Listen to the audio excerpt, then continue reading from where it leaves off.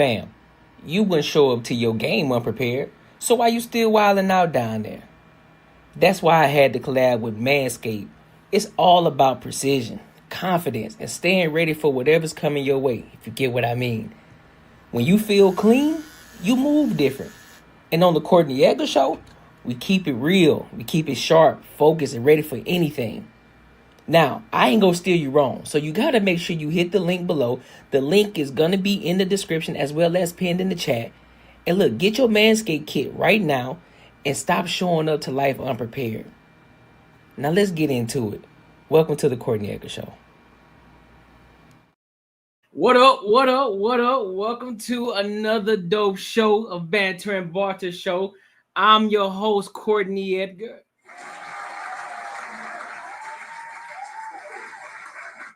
I guess everybody decided to take a day off today. You know what I'm saying? No, I'm just fucking with you. I can't hear you, bro. Nah, I think you might miss that, bro. And then Jay being a little later, Rob being a little later. No, you Gucci. you at first it was working. I could hear you perfectly fine. Whatever you did, you probably got to take it back to that. But you can hear me though, right? Okay. But while Marcus gets set up over there, man, look, make sure you like, comment, and subscribe for the algorithm, and make sure you hit the bell notification. We got to run the numbers up on the Banter and Barter Show. Y'all got to help us get to 1,000 subscribers over there so we can be fully monetized over there. You know what I'm saying? So we can run that thing up as well like we do on the Courtney Edgar Show, all right?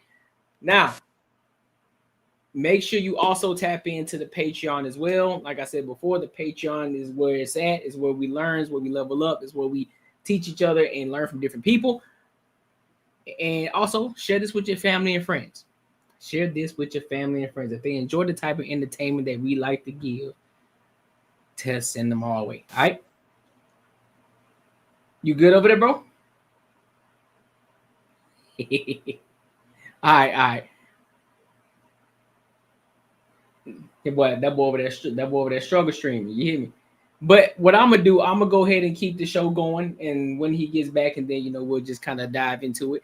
So, let me pull up right here. So I came across this video the other day. And there's a lot of women, really out here thinking that they just it. And I'm guessing it's a man fatigue. It's a man fatigue thing. They think that their world is their world, and every man should revolve around it. Chefing on mute type crazy. And these women figure as if they have their life, and so if any man wants to come into it, they have to be adding some sort of value. So I'm gonna play the video, and then we'll give our thoughts on it. All right. So make sure you like, comment, subscribe. Let's rock out. Me and I should just give them a chance. I genuinely ask them, what are you going to give me that I already don't give myself? I have an extensive routine, okay? I wake up at 4:30, I read for an hour, then I go to the gym for an hour. Then I get ready to go to my full-time job. While I'm getting ready, I make myself breakfast. Then I pack my lunch, which I have already meal prepped for myself for the full week. I go to work, I come home from work. I come home, I go to the gym for another hour or two. Then I come back up to my apartment that I pay rent for, and I clean, I cook, anything else. And then if I have any time before my 9:30 p.m. bedtime, I do another one of my many hobbies that I have: color, read, crochet, puzzle, who knows? What are you going to give me that I already don't give myself? I want something, I buy it. I pay for all my own bills. I cook for myself. I clean for myself. What are you going to give me that I already don't give myself? Because my time is fully.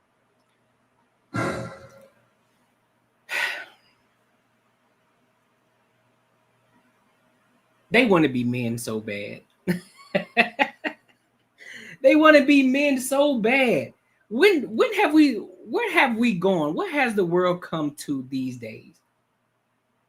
Now all of a sudden you think that just because, ma'am, you have a job, because you're adulting, you're doing things that you're doing your hobbies, because you wake up early in the morning to go to work, because you work out. Cool. Okay, now, okay, so let me ask you a question, ma'am.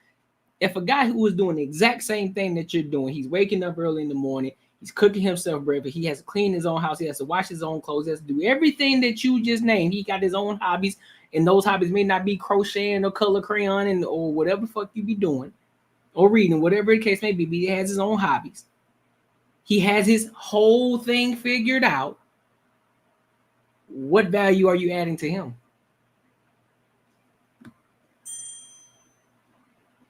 What value are you adding? Because mind you, let me get this clear, and let me get some real understanding here. Cool. You got your life. You're supposed to. You're doing your own thing. You're supposed to. You're not supposed to be sitting around twiddling your thumb. You're supposed to be getting to it, focusing on yourself, building yourself up. Whatever it is that keeps your mind sharp and focused in order for you to continue to keep progressing in life. Cool. Do your fucking thing. But what you're not about to do is sit up here and act like you're holier than thou because you're doing, because let's be 100% honest. That's basic shit that you're doing. That's basic. Everybody and their mama who works a 9 to 5, they got a fucking routine on what they do. So what the fuck you talk? What is it that's so special about what you're doing? What is it so special about what you're doing? I don't understand it. Because you thought you was about to get up here and straight cook, and mind you, you're supposed to. You're supposed to do what you're supposed to do.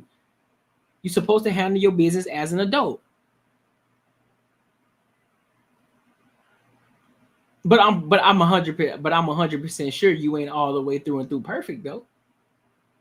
I'm sure there are things about you that aren't lacking. I'm pretty sure you're just naming a whole bunch of things that you might do. I don't even think you do it on a consistent basis. Those are just things that you wanted to name to make it sound good, to make it sound as if you are this perfect woman. You know, the word of imagination.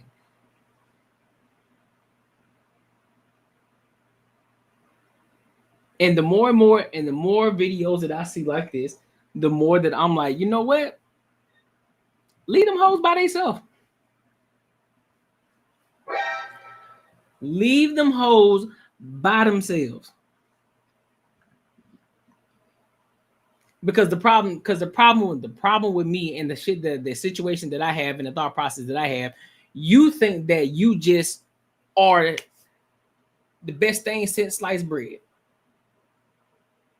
Most of y'all y'all call men narcissists, y'all call men ego driven, y'all call men all of these different names, but it be y'all motherfucking ass, man. I do not see niggas online unless I'm in the wrong algorithm. But I do not see a lot of men on here talking about, okay, well, this is what I do, and if you want to be in my life, this is what you gotta do. I do this every day. I do this. I do this. I do this. So what is it that you're gonna add to me? I don't see niggas. The only time niggas say that shit is during podcasts. When women say some crazy ass shit, they say they want a man that makes $500,000 a year. They want this extravagant ass dude. And so then that's when men come back with the rebuttal and say, okay, so if you want this type of man, what kind of value are you going to add to him? You say you're this, that, and the third, but you say you want this extravagant man. What makes you believe that you're extravagant enough of a woman to be with an extravagant man? That's the shit that we talk about. We don't just come off the rip and saying some stupid shit like that. You sound dumb. For real, bro. Like, that shit crazy. It don't make sense to me. It don't make sense to me. I don't understand it. I don't get it. I'm seriously tired of this competition bullshit between men and women. I really am. I see it all. And what's crazy is since I've been doing these live streams and having these conversations, I've noticed more and more and more and more in movies, in shows, in videos, whatever the case, it's always some sort of shot at women. They always talk about men competing. At the end of the day, it's a lot of these women trying to compete with men, saying what men can't do. Or shit, men, what I need a man for. Like, shorty, we over here chilling. Why are we taking shots? We over here chilling, minding our own fucking business. Why are you worried about what men doing? Are you that insecure about yourself? Are you that insecure to the point that you got to bring up a man's name in order for you to feel accomplished about something? So with that being said, we must be the standard. that must mean we are the standard.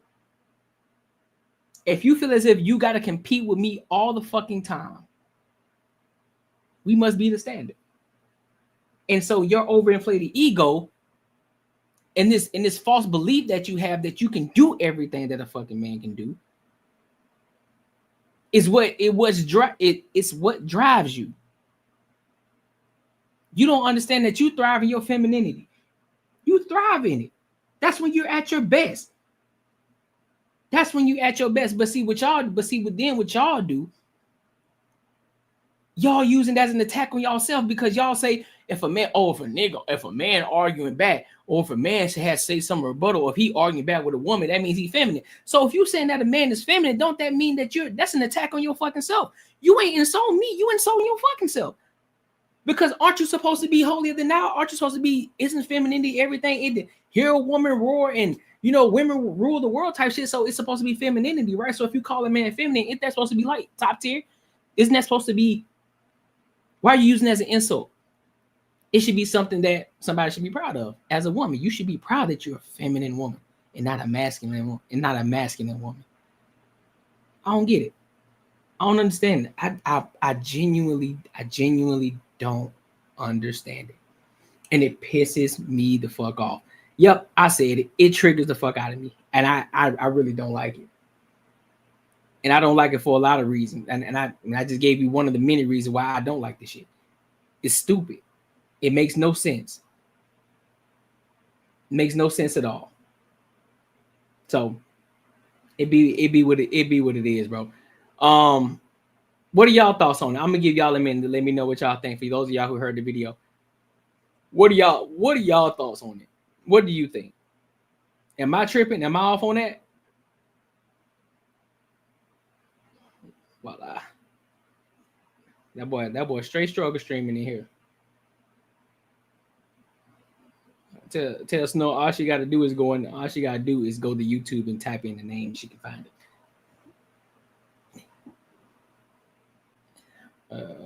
Let's see, wrong one. I'm just saying though, bro. It just don't make sense to me, bro. I don't understand. Like, what is this competition? Yeah, I got you, bro.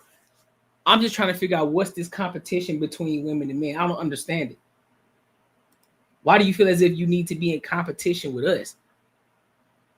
You don't. You should thrive in the fact that you're a feminine woman, because guess what? A feminine woman with the masculine man is gonna be willing to do any and everything for that feminine woman. But y'all want to be us so bad. Y'all want to be on our heel. Y'all want to feel as if you're equal. That's a you problem, man. That ain't got shit to do with us. We be minding our business. We get blamed for everything. We get held accountable for everything. And we understand that comes with the territory. But understand something. It's just like a basketball coach. It's just like a basketball coach. We understand that in public, we're gonna take the blame for it. In public, hey, it's on us, bro. That's us. That's my fault. It's on me. But when I get your ass in private though, I'm on your ass like, hey, don't you ever do that shit again. Don't you ever do this.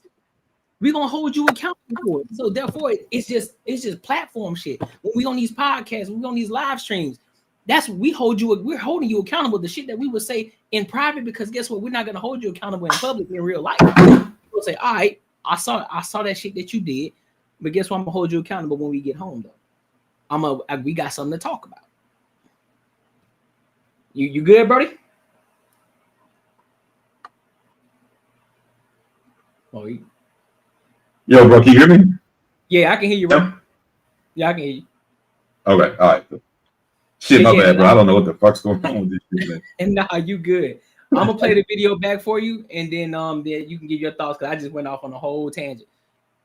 All right, let me hear it. When someone tells me that they're interested in me and I should just give them a chance, I genuinely ask them, what are you going to give me that I already don't give myself? I have an extensive routine, okay? I wake up at 4:30, I read for an hour, then I go to the gym for an hour. Then I get ready to go to my full-time job. While I'm getting ready, I make myself breakfast. Then I pack my lunch, which I have already meal prepped for myself for the full week. I go to work, I come home from work. I come home, I go to the gym for another hour or two. Then I come back up to my apartment that I pay rent for, and I clean, I cook, anything else. And then if I have any time before my 9:30 p.m. bedtime, I do another one of my many hobbies that I have: color, read, crochet, puzzle, who knows. What are you going to give me that I already don't give myself? I want something, I buy it. I pay for all my own bills. I cook for Oh shit, my bad. myself. I clean for myself. What are you going to give me that I already don't give myself? Because my time is fully booked. So what's your thoughts on that? What up, Joe? What's good with it? Yo, bro, that sounds like a whole bunch of fucking bullshit right there, man. What she looking for somebody to do something outside that she can't do? Like, I mean, if you looking for someone just to do some shit that you can't do for yourself, you mean you're looking in the wrong place.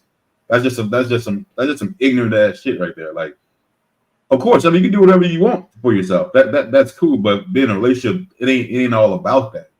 And at the end of the day, you know, honestly, man, if you got someone who has a mentality like this, it's kind of fucked up because this shit spreads like wildfire to other people. They listen to shit and they tag onto it and they adapt these same kind of attitudes and attributes like these chicks do, which is crazy. I mean, these are gonna be the ones who are, you know, in their 40s and their 50s who be like, you know, just bitter as fuck.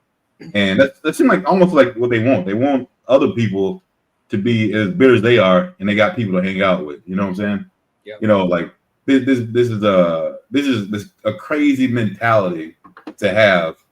I mean, no one, even if a dude talk like this, like I wouldn't even know one chick that would want to be around this motherfucker. Like that would be crazy. That's almost like, yeah, man, I'm just not gonna fuck with you. You just be a pain. It just be like a burden to be around.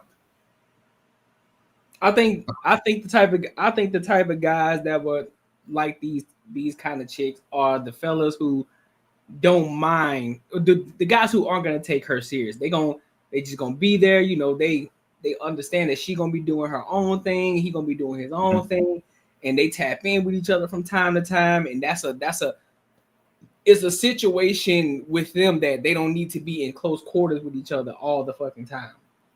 That's what it sounds like. Yeah, because she'd be a dope ass booty call for sure. Like, I mean, that it wouldn't be. Yeah. At that point, yeah, I would not complain at all because it's like, okay, yeah, you do your own thing. I don't need to be around you. I get what I need. You get what you need, and then we good. But then once shit starts, but she's still the main one who will say there ain't no good dudes out there, you know? Yeah. And it's like, what kind of dude you expect to get with that sort of attitude? She talking like a man, bro. She talking like a man. She wants to be a man. She wants to be a man. That's the thing though. I think they see how men move and they try to adapt the same shit because they always have that mentality like they were equal. And then if we do move like that, if a man was talking like this, it'll be towards a girl like, hey, I want you around. I don't care what you can buy me. Like, I can buy my own shit. Like, I want you around. So, like, if a dude was to talk like this, is more like you don't have to try hard. Like if you say, hey, I'm gonna pay for dinner, some bullshit, whatever, and then you get in some sort of argument and they bring that shit up. Like, yo, I can pay for my own shit. I don't really need that. I'm not gonna deal with your attitude. I'm not gonna deal with the other shit you trying to bring with it to say, hey, you know, like I'm the package. No, you're not. Like, I can pay for my own shit. I'm cool. I don't need your attitude. Right. But the thing is, bro, they can't be like us because their path, like, as far as I'm trying to explain this shit the best way I can. Now you cooking right now. Yeah, they just aren't built to possess that sort of control. Because they're going to abuse it. They're going to abuse it and they're going to use it wrong, and it's not the same way as a man would do it. Like I say, like a man would say, hey, I can do all this stuff. I can buy all my own shit. I can do this. I want you around to be peace. I want you around to make me happy. And I want to make you happy too. But it has nothing to do with like material things. Yeah. You know? And it's more like, hey, you know what? I'm going to take care of you and I'm not going to ask for anything back. You know what I'm saying? I don't need that type of shit. So yeah, when they try to be like dudes, bro, it just don't work. Let me ask you this, bro. out of all the movies that you have watched, just if you could, off your fingers, do you anytime recall in any type of movie where there's a woman doing something and a man doing something, some sort of way it's a shot taken at the man, like, oh, not only this is a women's job, or women can do this, or it's some sort of type of competition versus a man. Oh yeah, like one of that old school movie, Mr. Mom. Like it was more like, yo, she went to work corporate American, and he got laid off from his job, and he was at home doing like, you know, the wife duties and shit. Yeah, and definitely shots are taken at him. Yeah. But no, but you don't see it just ain't the same. You know what I mean? It just isn't the same at all. Even with just in an authority position, like, you know, I know you can name some of your female bosses you had before, and just think about it. Like in some situations, if it comes down to something, and then there's like a decision that needs to be made, or a way you can do something faster. Yeah. And if that person brings something up, you're like, oh, you know, hey, I think this will be better. Right. It is more like they don't even look if what the shit you said made any sense. It's more like, I told you to do this, and this is what you need to do. Yep. So then it starts going more towards like the someone trying to be in it, like over authority. So now it's not even what makes sense anymore. It's like, I told you to do this shit, you need to fucking do it. So that's why I think that, like, even look with that sort of example right there, when women try to be men, they don't even look for the best, whatever situation is. They're not looking for the best. They're looking for, I just told you to fucking do it, and you need to do it. Yeah. Like with most men, if it's something that makes sense, oh, you know what? Hey, that's a good idea. Let's go with that. Right. Cool. And if for some reason they don't, they will be the first one to apologize to you. A man apologize to you. Say, you know what? I fucked up. You know what? I ain't gonna do that shit again. Yeah. And it usually goes by that. A girl will fucking go. She'll take that sword. She'll down that sword player. Don't mind if it's wrong or right, bro. She'll down that motherfucker. Like, no apology. It's gonna be some excuse. The reason that didn't work. Yep. That was out of her control, based on somebody else, and that's just what you're gonna get. But yeah, like this chick right here, bro, would be a. I don't know, man. But I'm trying to think too, bro. Like when I was in my 20s. Back in the day, when I used to take, you know, certain shit from girls just based on the way they look. Yeah, bro. I probably would have followed a line with it. But that's why, you know, man, you can't. I would say all men, bro, you can't get in a relationship unless you know yourself, unless you're in that spot to where you're just that dude, man. You can't be like needing anything or just not secure about yourself, because it is not going to work well, bro. Especially with chicks like this, she'll eat you up. I think she's a facade, bro. I'm gonna be honest with you. I think she's a facade. I think what it is that it's all this shit sound good on TikTok and on X, and all that shit sound good, great for views, great for rage baiting, all of that shit. But in real life, I don't think she rocking like that. I don't think she like that, because as soon as she get the right dude, she'll fall in line. Oh yeah, if she gets the right dude. But that's the thing though. Will the right dude even stick around? Or if she's playing this role and she thinks it's working, I don't think that right dude saw her from afar, I don't think he's gonna approach this chick. He probably would. He probably would until she opens her mouth. Yeah, exactly. Once he hears the talk, unless, again, like you said, unless he just wants to smash, which most dudes do. Yeah. Then it will go to that level, but it won't go nowhere farther than that. Yeah, I agree. And that'll be it. Because what it sounds like to me is that just from and again, this is not me going to the point where we talking about everything that she didn't say. I'm just gonna talk about strictly off the points that she said, right? Based off of what she said, I think that she would want the type of dude that's gonna be a yes man. It's all right, baby, whatever you got, I'll adjust my life to you. If you gotta move, I'm gonna move with you. It's not. He gonna be on her program and she's not gonna be on his program. And if that shit happens, she'll probably weaponize something that he likes about her, or weaponize the box or whatever.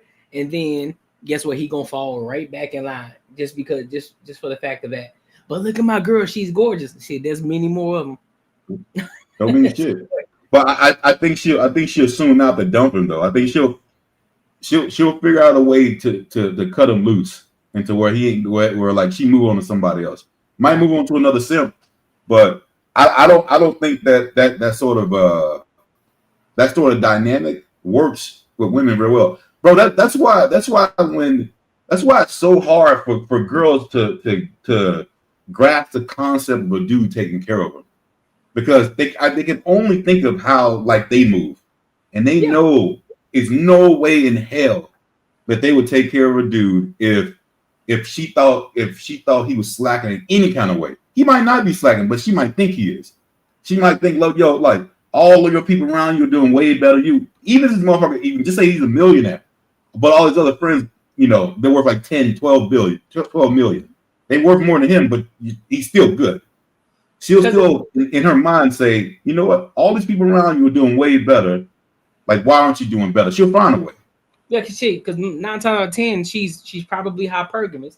That's one, and so therefore, it's always the next best thing. Like, okay, you make $1 million. Well, now I've dated a man that made 1 million, so now I need you to make 3 million. I need you to make 5 million, right? Yeah. Cool, and I hear you. That's good in theory, right? But at the end of the day, a lot of y'all ain't even worth that shit. Like real talk, like, and it's not a shot, at anybody who got 9 to 5s, but you ready, shorty, you only qualify for a nigga that make $40,000 a year. You ain't special like you're not special like you think you are. You think just because you work out, okay, shit, how many other niggas don't work? How many other niggas do work out? You think because you crochet and you color crayon, who gives a fuck? Don't nobody, that ain't helping nothing in the world.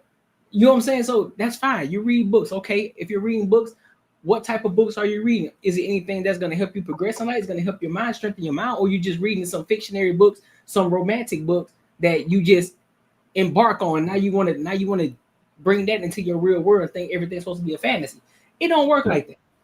And so that's the issue that I'm having with a lot of these chicks. And mind you, I'm not saying that it's impossible for these type of chicks to find these dudes, but the probability of it happening is very, very small. And so we got to start thinking realistic. I know we're in this era of, manifestation. I gotta manifest. But shorty, you understand what comes with manifestation is the fucking work that you gotta put in to get it. It don't just come with you just saying it and believing it. Bitch, you gotta put in the work too. It goes without saying. It's just like if I'm doing this channel, I can't just sit up here and say, yeah, bro, this channel gonna be dope, and I'm just speaking into existence. Nigga, I gotta put in the work too. You got to. I gotta do the fucking work. So and that's the connection that a lot of them miss. They think that just because they exist and just because they got something that little slit between their legs, shorty, you need more than that. It ain't gonna work like that. And that goes for, and he don't have to be a $200,000. That goes for the guy who's making $50,000 a year, guy who's making $60,000 a year. Mm-hmm. That don't make them less of a man. They may not be in that position yet. They may be working on it. They may be working towards it. Or, mind you, one of the biggest things that they do forget is he may not be focused on how much money he making, but he focused on how much money he keeping.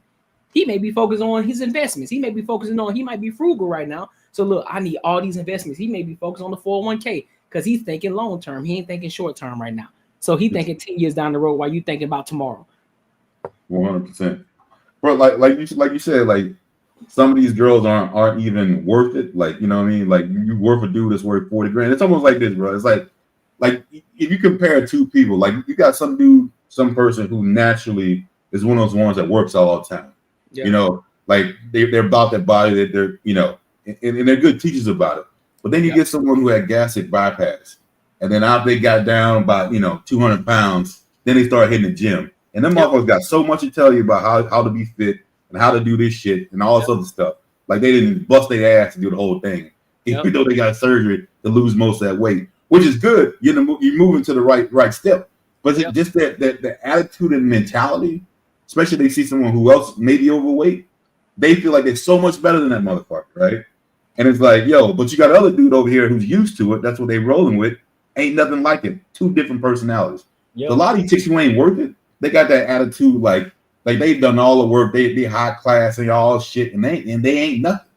You know what I'm saying? Like, but then you got someone who's humble and is naturally, you know, that person. You don't 100% go that person versus the other shit.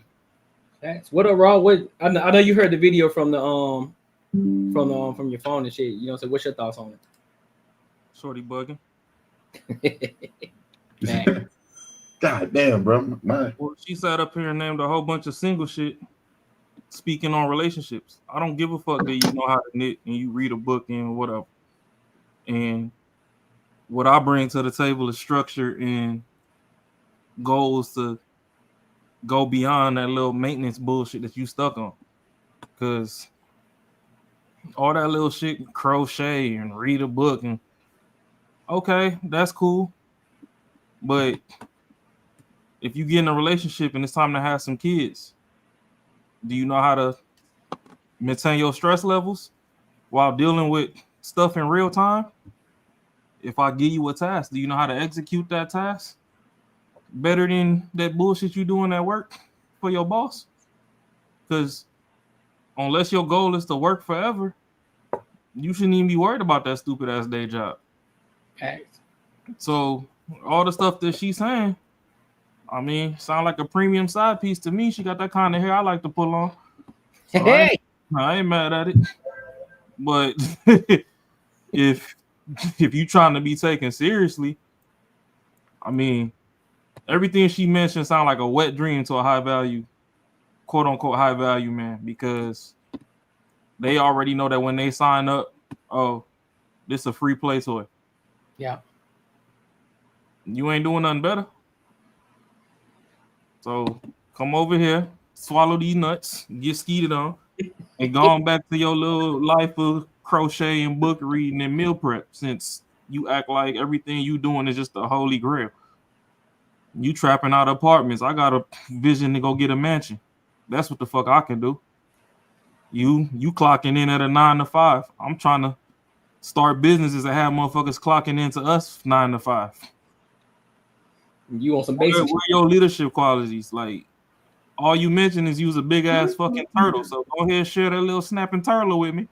We gonna release you back to the wild. You ain't really got nothing of substance that you necessarily mention.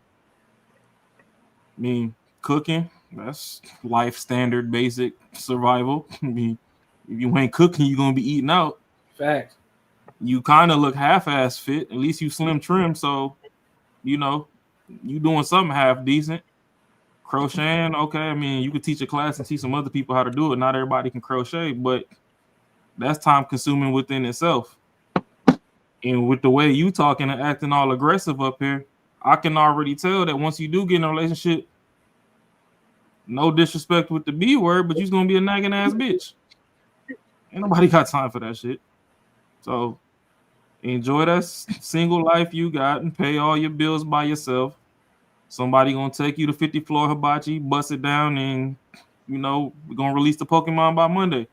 Catch them on Friday, release by Monday. It is what it is. He said catch the Pokemon. Oh shit, he said catch the Pokemon. Release.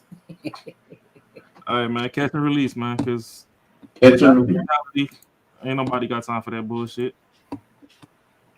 That's facts. That's facts. And so yeah, I want to. I'm not gonna end it right here. I'm gonna add another video. I'm gonna bring another video up that's similar to this, and she's speaking the same type of shit, but just in a different way. So I'm gonna bring that too. So it's all in the same thing. So let me bring this one up real quick because this one is a shorter video though. So let me bring it up. But I ain't gonna hold you. Y'all gotta be ready for this one though. Y'all got this. Y'all get ready. What you looking? You finna find out. This might sound harsh, but I would never take advice from somebody who is overweight, because if your body clearly shows you make poor decisions, baby, you ain't got no business speaking into my life. I don't date men who aren't physically fit, because if you would neglect yourself, you will also neglect me. And we ain't doing that. Call it what you want, but I do not believe a woman who is out of shape deserves to be in a relationship. When it comes to love, there are rules one must abide by. And the first one is love thy neighbor as you love yourself. So if you cannot love yourself enough to make sure you are physically fit, emotionally fit, spiritually fit, baby, you are not qualified to love anybody else. Ooh, she out here. What y'all think? Bro, hey man, this is exactly what I was talking about. I bet this bitch used to be fat about about a year ago. She wearing that tight shit on. I bet she got it together. But just that attitude, bro. I'm telling you, I bet she used to be fat probably about 2 years ago. And now she's telling everybody else they ain't shit. Hey, man, at the end of the day though, like some shit she talking about got some truth to it. Like I say, like, hey yo, if you like I said the same shit on myself. If I'm out of shape, bro, like I can't expect for me to be pulling some chick who's like, in like either a gym rat or just in real good shape. You know what I'm saying? Like that's just not realistic. It can happen. Believe me, I know it can happen, but it's not something that I would like, think that that's like out of the norm. But yeah, this attitude right here, bro, this is crazy. I'm telling you, bro. I want to look this up and see if this bitch used to be fat about 2 years ago. So you think she was overweight a couple years ago? I think she was overweight a couple years ago. Now she playing this like she got her shit down. She she obviously doing the right thing. So now she kind of like got the attitude of like anybody else who is fat or out of shape, fucking losers, and they shouldn't be talking to her. But like I said, there's some truth to it. But I mean, you can't be no asshole about it. I guess I don't think you should come out and say some shit like that. You know what I mean? Yeah. But yeah, I just think it's shit ass attitude though. I'm pulling from two sides on this, man, because I get the point to where like you can't think you deserve something that someone was working hard to do and they want the same thing out of their partner. I 100% get that shit. Right. Like that should be that's right. That's okay. But the way she coming off is like, yo, like fuck all y'all. I'm way too good for y'all. I think to be 100% honest and fair. Again, just like I said with the last chick, that shit sound good. It sounds good. You feel good about yourself. You got a good workout. And hell, I do that shit from time to time. I be feeling good that day. You know what I'm saying? I'm like, ooh, nigga, I got a good workout in. So I'm gonna post some shit because I'm feeling good. I feel like I got something to say today. You feel me? And so I think this is the same thing. She had a phenomenal ass workout, or she saw herself in the mirror today. She's like, damn, I'm looking good as fuck today. Let me go talk to these niggas real quick on TikTok right fast. You know what? I ain't doing this for you because it like all the extra. It sounds good. It sounds good. But does it hold any weight in real life outside of the camera when the cameras are closed off? When there ain't no cameras, ain't nobody else around, is that shit holding out? When you talk about the physical, it looked like it's holding weight. You feel me? Now I can also agree with you as well that she may have went under the knife. We don't know. But it wouldn't be far-fetched because that's what a lot of chicks are doing today. Yeah. A lot of them are going under the knife. So I wouldn't sit here and say, nah, I don't believe that because I mean, you don't know. Was she posted on TikTok or? No, this is a TikTok video for sure. Yeah, I'm about to go do some research. He said about let me see if the TikTok thing pop up. Let me play it again. This might sound harsh, but I would never take advice from somebody who is overweight. Because if your body clearly shows you make poor decisions, baby, you ain't got. Nah, her shit don't pop up. Somebody probably clipped it and then posted on their shit. Yeah, I mean, like we just said, it sounds good. Yeah. But her on the right don't look like the still picture on the left for one. So. That's right. Hey, listen, the lighting was there. If it was bright and sunny, it was right 12 noon on that left one, but on the right, like it's about 4:30 p.m. But on the right, I look like I'm watching opening credits to the Scream movie or not Scream Saw. I look like Jigsaw. High ass cheekbones and shit. The head damn near round. Yeah. How you go from the slim face over here, but your face damn near round over there, but you don't want nobody that's big. You got that big ass bulldog head, English bulldog head over there. You talking about you don't want nobody big. It's them angles, bro. She hitting them angles. Yeah, that angle, that filter, bro, it's not on that right one. Look at the camera position on the camera position. She got that bitch kind of up a little bit, looking down at her. On this one, it's almost kind of slightly lower from her face, so her face look different. So it's all in that angle shit that she got going on. That's something I learned. You know what I'm saying? That angle the fuck off. Yeah, that right one ain't doing it for her. With all that shit she was talking, whoever that right one ain't doing it. She needed another visit. Like, don't get me wrong, she have decent, but yeah, you know, that's fair. After about 2 drinks, you know, she probably looked like a little blurry Rihanna, but whatever you're talking about on the right, it don't even match the left. So just the still alone ain't fooling nobody, let alone you trying to fool me. Yeah, that one on the left, that's the one who left that message. Yeah. The one on the right that had nothing to do with it. You see what I'm saying though. She was feeling good that day. You saw the angle. She got the hoodie on. She ain't got nothing to show. Got the hoodie on, covering shit up. So now it's just more personal. But now she want to show you the whole body. Like shit, I'm out here putting in the work. So I want y'all to see some of that. I ain't give you all of them. Give you a little bit of it. I ain't crazy. And then threw a little filter on that joint.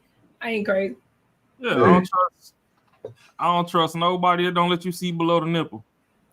They all catfishing. Hey, but they all got these filters on, bro. They don't look nothing like it. About the filters. Zoom out if it's real. If I see the shoulder, I'm trying to see the ankle too. Same frame. If not, you full of shit. Shit. Shit, you know them big girls that be healthy, you can't find their collarbone, all they damn fucking Facebook profile pictures of their forehead. Yeah, you can't find nothing. You can't find the clavicle, like where nothing. Nothing. Cleavage, and you see them in traffic, motherfucking. They got the bat wings on the back of their arm, like they could take off. Got that extra flying squirrel meat on the back of their arm. And the sad part is the ones nowadays can't even fucking cook. And they were like, "Yo, I want a man that cook." At least Auntie used to cook back in the day with them big ass arms. True. Yeah. That should be swinging down there, but she be swinging down there. You know that food gonna be good. Yeah, that was what all the that's all the memories from all the ingredients from all the the generational meals that's been passed down. It hanging in the back of that arm right there. Listen, and she got the arm and she got that gown on with some slip. Oh yeah. Hey, just know the food about to bust. She can fry some chicken. The food about to bust. The back of that arm flappy, and she said she finna cook. I just know the ancestors in the pot. They in the kitchen with her. The kitchen with her. Yeah. With her. Listen, man, baby. If you talking about where we about to go to eat, yeah. About to go to grandma's house. That's where we going. Nah, I'm gonna take the bitch to Wendy's and get the fuck photo and you get the fuck on. Bro, you crazy. Well, listen, man, make sure y'all like, comment, and subscribe for the algorithm, and make sure you hit the bell notification. All right. And if you want to support the channel, link is in the description if you want to donate to the Cash App. Also, y'all should definitely be donating right now because today is Ashley's birthday. So shout out to Ashley. That's why she ain't here today.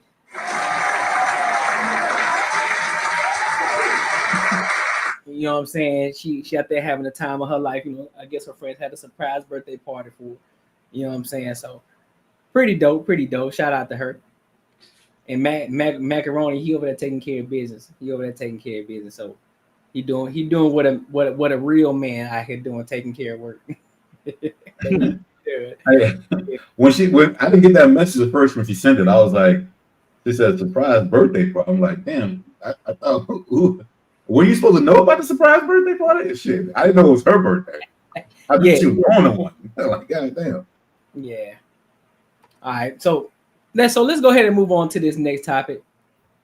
Now, speaking to women, being in relationships, Candy from Love and Hip Hop just filed for divorce from her husband Todd. Conversations that we had before, and more shit continue to keep proving the point. Shout out to Ashley, but you just gotta hold this L. More L's just keep getting held every time. Every new week, some shit pop up that we talked about previously that proves the point of what we always say. So let's get into it, and then we'll give our thoughts. All right, make sure you like, comment, and subscribe. Jones says, Candy, it's good to see you in good spirits with so much going on. I'm sorry about you and Todd. Okay, so yeah. For those who don't really be on the internet, clearly, well, everybody that's been on the internet, I'm sure y'all saw that. I filed for divorce on Friday. And yeah. Right now, it's a pretty crazy time. Back to your comments. Sage says, how are you feeling today? Okay, Sage. I'm going to be very honest with you. I am up and down. You know, obviously going through a divorce is definitely not the easiest thing.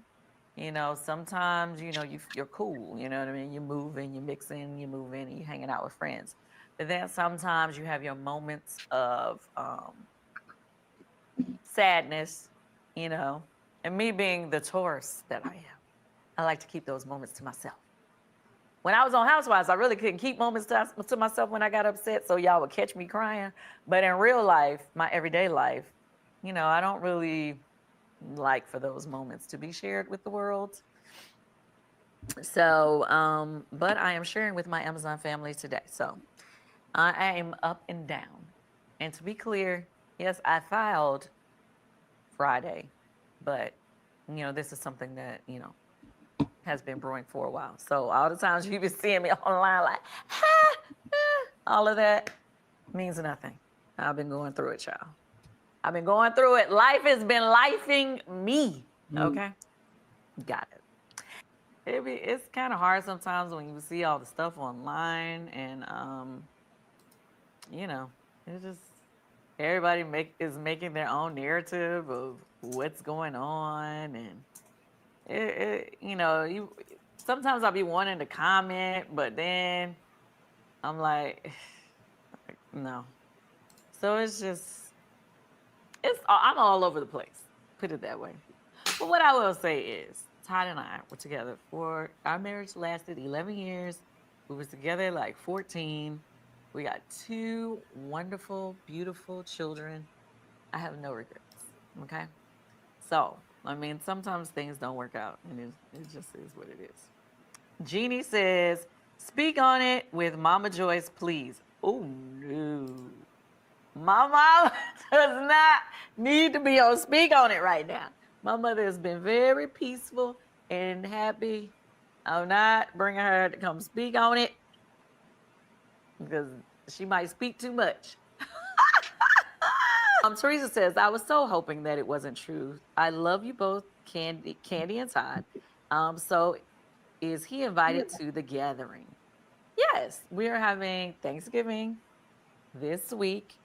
Let me just say, no matter what Todd and I are going through, we are parents together. We are co-parenting together. We have beautiful children together. So we are trying to make this transition as smooth as it can possibly be for our kids. That is our main concern. The fuck is this, a QVC show? We are keeping it very friendly. I don't know if you guys saw. Well, I haven't really posted all my pictures from Blaze's birthday party, but we both were at the birthday party.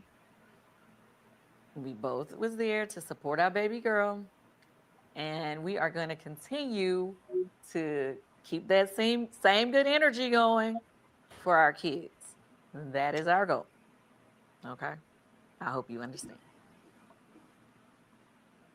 All right, so what are y'all thoughts on this whole situation?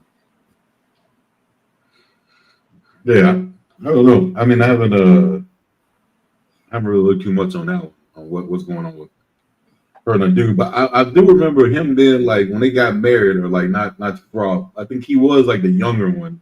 Pretty sure he's younger than her. And when they got together, I want to say she had kids, and then he was the one that rolled in with no kids, and they had those two kids together. Like he was kind of like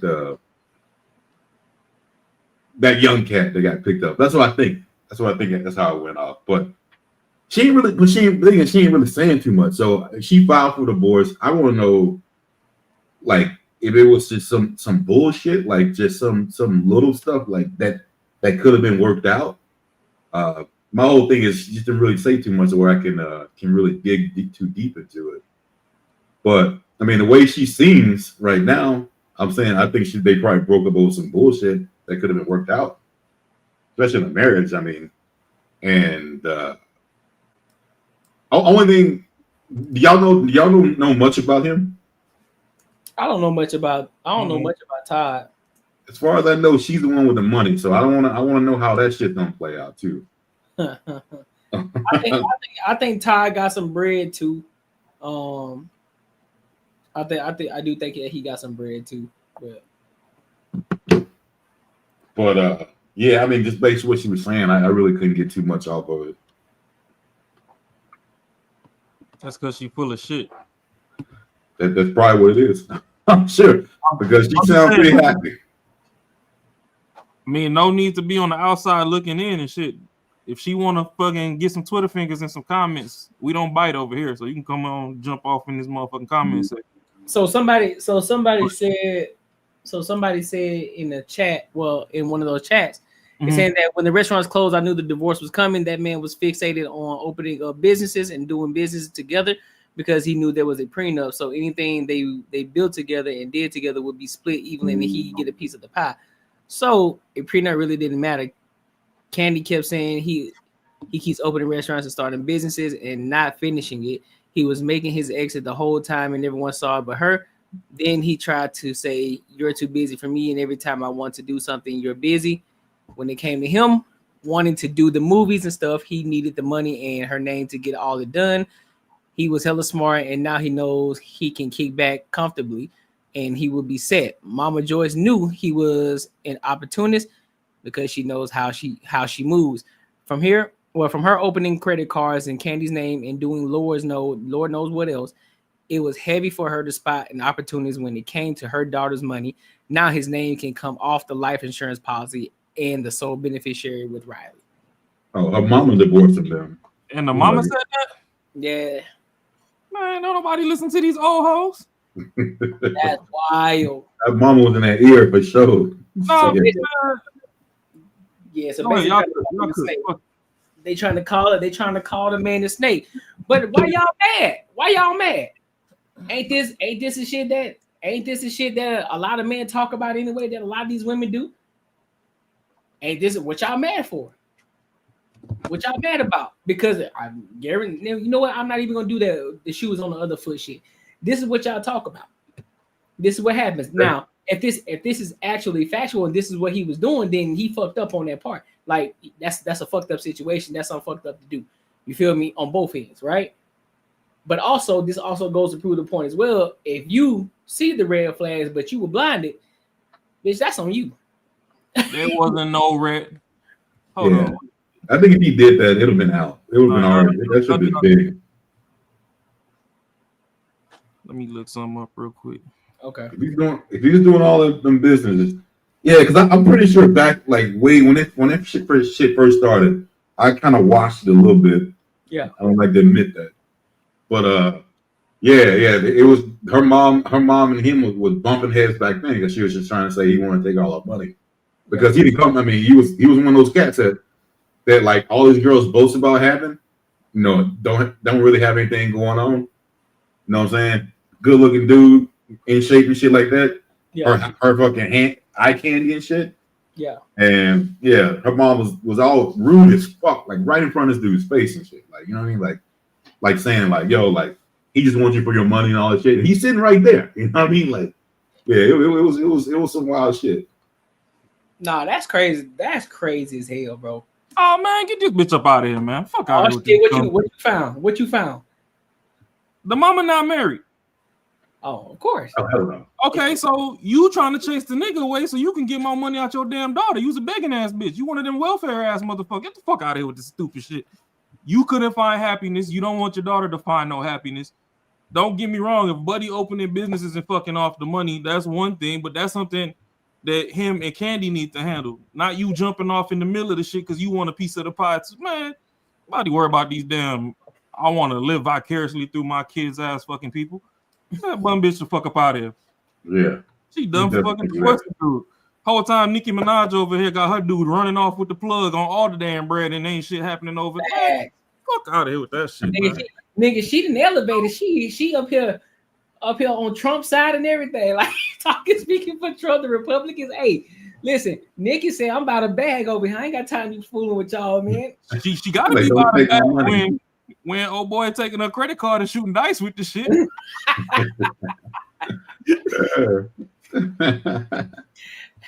She the one that wants some damn felon peen. So she gotta pay for that motherfucker. Shit. Dick ain't she? That's crazy as hell. I'm talking about them little $40 coochie prices. Wait till you figure out how much dick costs. That shit get expensive. Nigga, fuck around, crash your car 5 minutes before you get off work. Oh god, you clock back in. Hey, this man, yeah, I want to see what happens on this joint. I want to see how much money this cat's gonna take away. Ain't nothing to be happening. She just gonna die a bitter bitch with some pickle pussy. That's hey, all.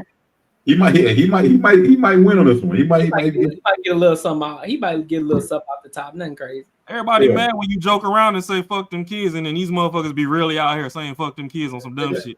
We're just gonna still trying to parent is y'all sleeping in the same house. They need to hear them ooh-ah sounds at 3 a.m. through the wall. You know that mama got put through there. That's why she in a good mood today. Now y'all gonna be getting y'all ass whooped for the next 2 years. She stressed the fuck out. Oh yeah, she was what? She was in Vogue, right? Think so? Was it in Vogue? I think so. I'm not sure what singing group that was that she was in. Well, maybe it wasn't in Vogue. It was one of them, though. I don't know, man. I just watch reality TV because them dresses be tight as fuck and them bitties be bouncing around. That's all. I don't be focused on their damn storyline. Them shit be corny as fuck half the time. Especially when they be doing shit. For the most part, yeah, I agree. But I'm a grown ass man. I work long ass days. Just point me to the show where they throwing some ass. I watch that shit for about 5 minutes and go to sleep. Facts. I got 12 hours to do tomorrow. Fuck out of here with this. But make sure y'all like, comment, subscribe for the algorithm, and make sure you hit the bell notification. All right, so now we're gonna take a hard ass Toretto turn on this one. I think Mark is gonna appreciate this one off the top. Pause. That's crazy. That's crazy. That's crazy. Yeah. So this video is kind of old, but at the same time, I think it's still pretty relevant to culture, to American culture overall, and people still. She was in Escape with Tiny. Escape. Yeah. Escape. Okay, yeah. Okay. I knew it was one of them goddamn music groups.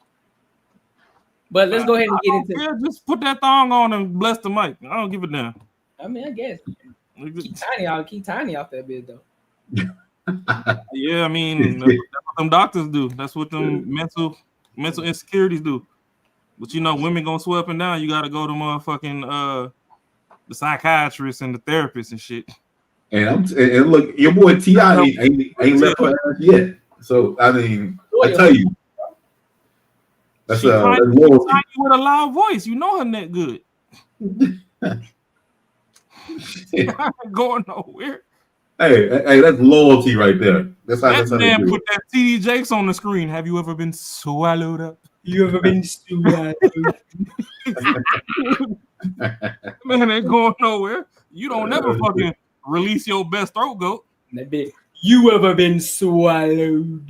Bruh, that shit is wild. What a take? Dog, I promise you, I have never, outside of the fact of Pastor Todd spitting in his brother's mouth, other than that, that's the most egregious shit I've ever heard. Wait, somebody spit in somebody's mouth? Yeah, Pastor Todd, bro. He was trying to what you call it, he was trying to reenact the situation or trying to tell a story by illustrating it with two people, him and his brother, and he hawk tooled in this nigga mouth. Paul. I said, dog. I said, nah. And his brother just took. I said, nah, fam. Ain't no way in hell, bro. Ain't no way in hell. Where he do that at? In church? In church, live. He was under fire for a hot minute. It would have looked like when Jesus went up in that tabernacle and the motherfuckers was gambling and he was flipping tables when I was done in that bitch. That shit was on stage. I said, dog, I'm ripping that church out the foundation. Man, even in them special movies, bro, you see that shit, I'm like, God, that's nasty. That's a hot tour. I said, no, bro, I can't do that. Ain't nobody. Nah, fam, you can't do that. Hell nah. Yeah. That's an upper boy. That's man. All right, don't worry about it. Don't worry about it. We finna move on, bro. At least if a shorty did, I could close my eyes and lie to myself. Man, no way. Even that, I'm not taking that. Hell no. Me spit your nasty shit in my mouth. Hell no. Ugh. That's worse than the old boy in Chicago that talk about when they want to violate you in jail, they spray your cheeks and spit in your butt. Oh shit. Ooh. You don't remember that shit? It was one of them Chicago dudes. He was doing an interview and he was just talking like prison talk. And they was like they're taking it, huh? Like if they really want to, well, they ain't even sticking nothing in. So pretty much being that spit is pretty much a biohazard. So you gotta go see the nurse. So instead of just like getting jumped and beat up or whatever, you can go back to sleep. He was like, they was pantsing folks, spreading cheeks and spitting in their butt. So now that there's somebody else's spit on you, you gotta go to the nurse. So now everybody pretty much know you done got violated. I forgot which. I beg your pardon. I'm gonna send you the clip. I'm gonna look it up. That is wild, dog. That's a wild shit. Vlad or where the fuck he said that shit. But I was like, wild shit. If that's what y'all doing in jail, keep me a free man. I like asking with no dong on the front end. I need that deposit slip in the front. I'm going to drop some mail off. Bro, let's play the video, bro. That's crazy. Hold up. Let me unpause. There we go. From you in your delusion that you're the opposite. It's not sex. nice. It's I have to do it. If I didn't start my gender hormone therapy, anything like that, I wouldn't be here right now having this conversation with you because of gender dysphoria. Because what you would have. I just think that there are a lot of avenues that could have happened if I didn't start my hormone. I just don't think that the broadness that you're bringing to the table right now I'm bringing scientific specificity and also, logical precision. You've met a detransition person, but I'm asking if you know a transgender woman. I know people who identify as transgender. And how are they doing? Not well. Really? Yeah. And statistically, it's a good line. That was off camera. They said because they know me. Statistically, 32 to 50% of people who identify as trans will kill themselves, and that's really bad. And I think that if there's anything we can do to improve that number, but do we know about like their access that they have to hormone therapy? Do we know about any access to medical care? Yeah, it doesn't. What is it? It doesn't improve. That's what I was trying to tell you at the study. I'm waiting. The suicide rates don't improve after they access all of that supposed care. Where did care. you get that from? I'm very interested. From the American Journal of Psychiatry. There we go. Listen. So, what are y'all thoughts on that situation? That entire situation. You might. The motherfuckers are delusional. Yeah. I mean, shit. That pretty much sums it up. I mean, you think? I don't know, man. Like, why you do this? Hey, bro. Like, I don't know, man. It's She already ain't like the girth of the conversation. Why you do this? It's a big one. Hey, you know what? Like that video that I sent in the chat that one time with Jeffree Star. That's wrong. So, like for me, if you don't do that, I think it's all mental illness. If you say that I am something that I'm fucking not, like I don't. That's why I just don't get that shit. How you can say, especially if it's specific to gender, like it's a female, you're a male, like that's not what you are, but you can try to pretend to be. So if you want to, play dress up, do whatever you got to do, that's cool. But you got to be at least logical about it and say, hey, this is not the way God built us to be. I mean, if you can go on that path, you usually won't mess with nobody. You usually won't have throwing your ideology in people's faces and have them, almost lose their job if they mess up and call you something that you're not. No, it's just craziness to me, man. Like I don't get it how you ever want to play this game with you, that this game to where I tell you I'm this and I see you ain't that, but I gotta play like you are, and you're a grown person, you're grown up. Like I think it's something that people should go seek help. And again, if you still want to do it, you still want to dress like that, but you gotta at least know, hey, this is not the way that you were built to be. Like it might be different, but that's not the way you were built to be. As long as you got that mentality, I think you'll be fine. Like I don't understand how people are so against being different. So why, what a woman is? You're not a woman. Be a trans fucking whatever you are, but be that. I mean, be that specific. Be that specific. Not saying I want to be a woman. I want you to treat me like a woman, or I am a woman. That's just mental illness. I mean, shit. If I say that, I'm white. I mean, you'd be like, what? Like, I want you to treat me like I'm white. Like, it would just make no damn sense. Like, not at all. So you gotta be specific when you say white, because there's a whole lot of trailer parks waiting for you. Hey. they don't take me. White ain't always right. Hey, they'll take. They'll. Hey, we got a crazy one over here, man. Let's take his ass. Hey, man. If the Hodge twins ain't get their applications approved, they have it in already though. They trying, bro. They trying. Hey. I know you asked out. Well, now remember that one that we covered where white boy was building that village in the woods. Oh yeah. Yeah. The Hodge twins they was on Twitter and like, oh, can we move over there, Bob? And it was like, respectfully, nah. You good? They're like, you good? You ain't gonna come over there with that black greatness that you still got on you and just be hitting home runs on our women. We only got 5 of them. We'll take them all. Out here stretching out all the furniture. I think they can definitely get over there.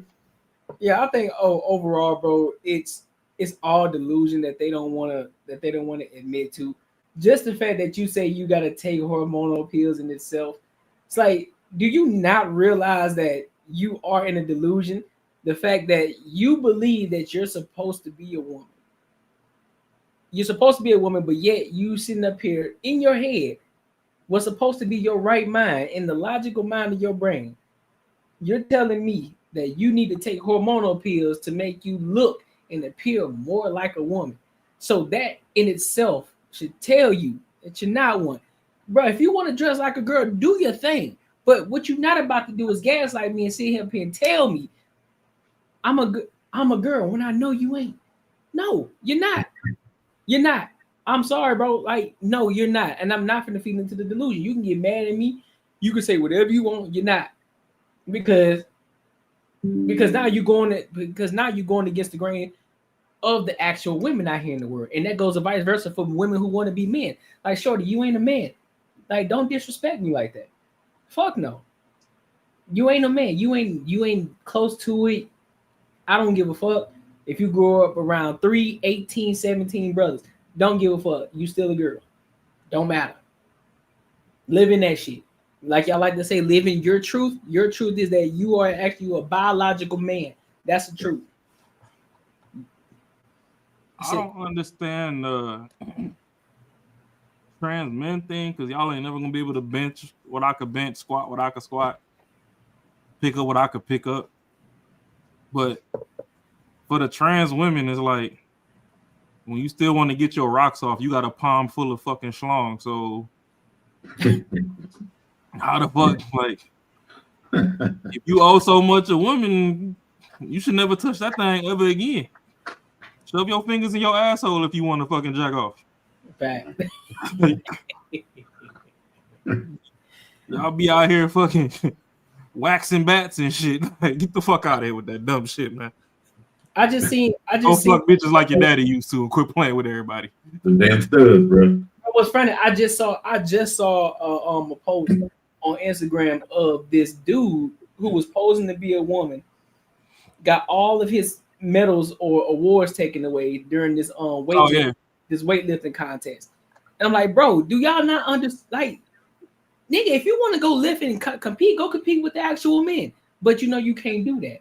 You know you ain't gonna win, so therefore you gotta go over here with the women, and then now you think top dog over this bitch. Man, y'all niggas. It's all programming. It's slow motion programming. I mean, ain't nobody trying to admit it. I mean, we all watching this Outfire and all that, and then we let RuPaul and them get away with murder, and now these motherfuckers really think that when they look in the mirror, they that. Yep. The difference is a lot of the old heads that was into all these subcultures or whatever, they were at least respectful enough to keep it away from the kids. But nowadays it's like they coming for the kids. They done ran out of booty to stick. Yep. Yeah. They got to get fresh meat somehow. Yep. That's why they in here in the school with all these books and all. Like, I don't know, shit weird. But all I know is one of these days these bitches gonna quit being greedy, and then I can go get about 5, 6 of them since y'all fucking just throwing the bitches away. Y'all want to go playing each other dookie shoot like bitches ain't got one too. Nah. I'm just saying, bro. It'll be one thing if women ain't have buttholes and then you was just curious about some shit that just ain't exist. Then I'll be like, all right, you still mentally deranged, but do what you do. But that same balloon knot that he got, she got. So that's what I'm saying, bro. Like, why you gotta go to the dude, bro? It's a female. She got 3. She got 2 of them. Well, she got 3 of them.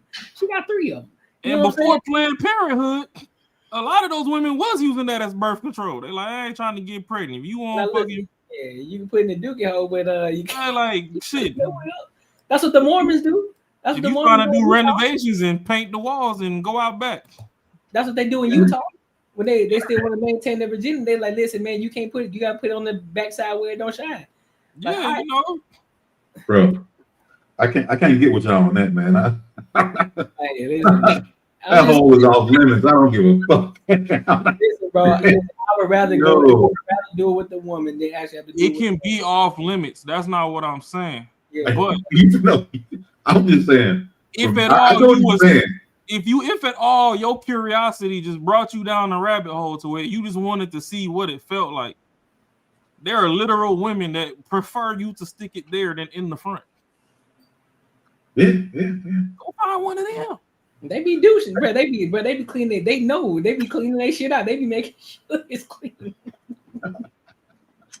You can't clean that motherfucker out. They call it a doucher, bro. It's a doucher, bro. They be doing that shit like whatever else. They clean that shit out. Man. What you mean you can't clean out? Them motherfuckers stick a whole water hose in that motherfucker until it's squirted out. They be doing that. They think it's clean. You get that we get you get that blowback of that exhaust, and you're like, man, that ain't clean, dog. Well, shit. Oh man, no, bro. If you know that's what you want to do, then that bitch background, dog. You're like, hey, if you know that's what you want to do, don't take her to Taco Bell.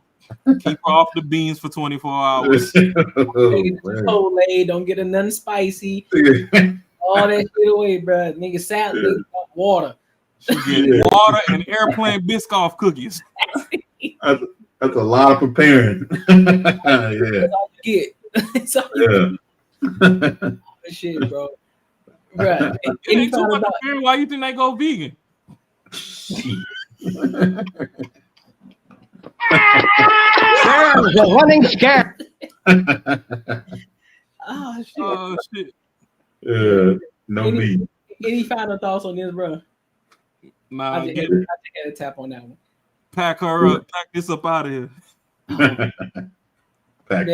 Like, comment, subscribe for the algorithm to make sure I hit the bell notification. If you want to support the channel, you can do so through the super chats, or you can send us a cash out through Banter and Barter.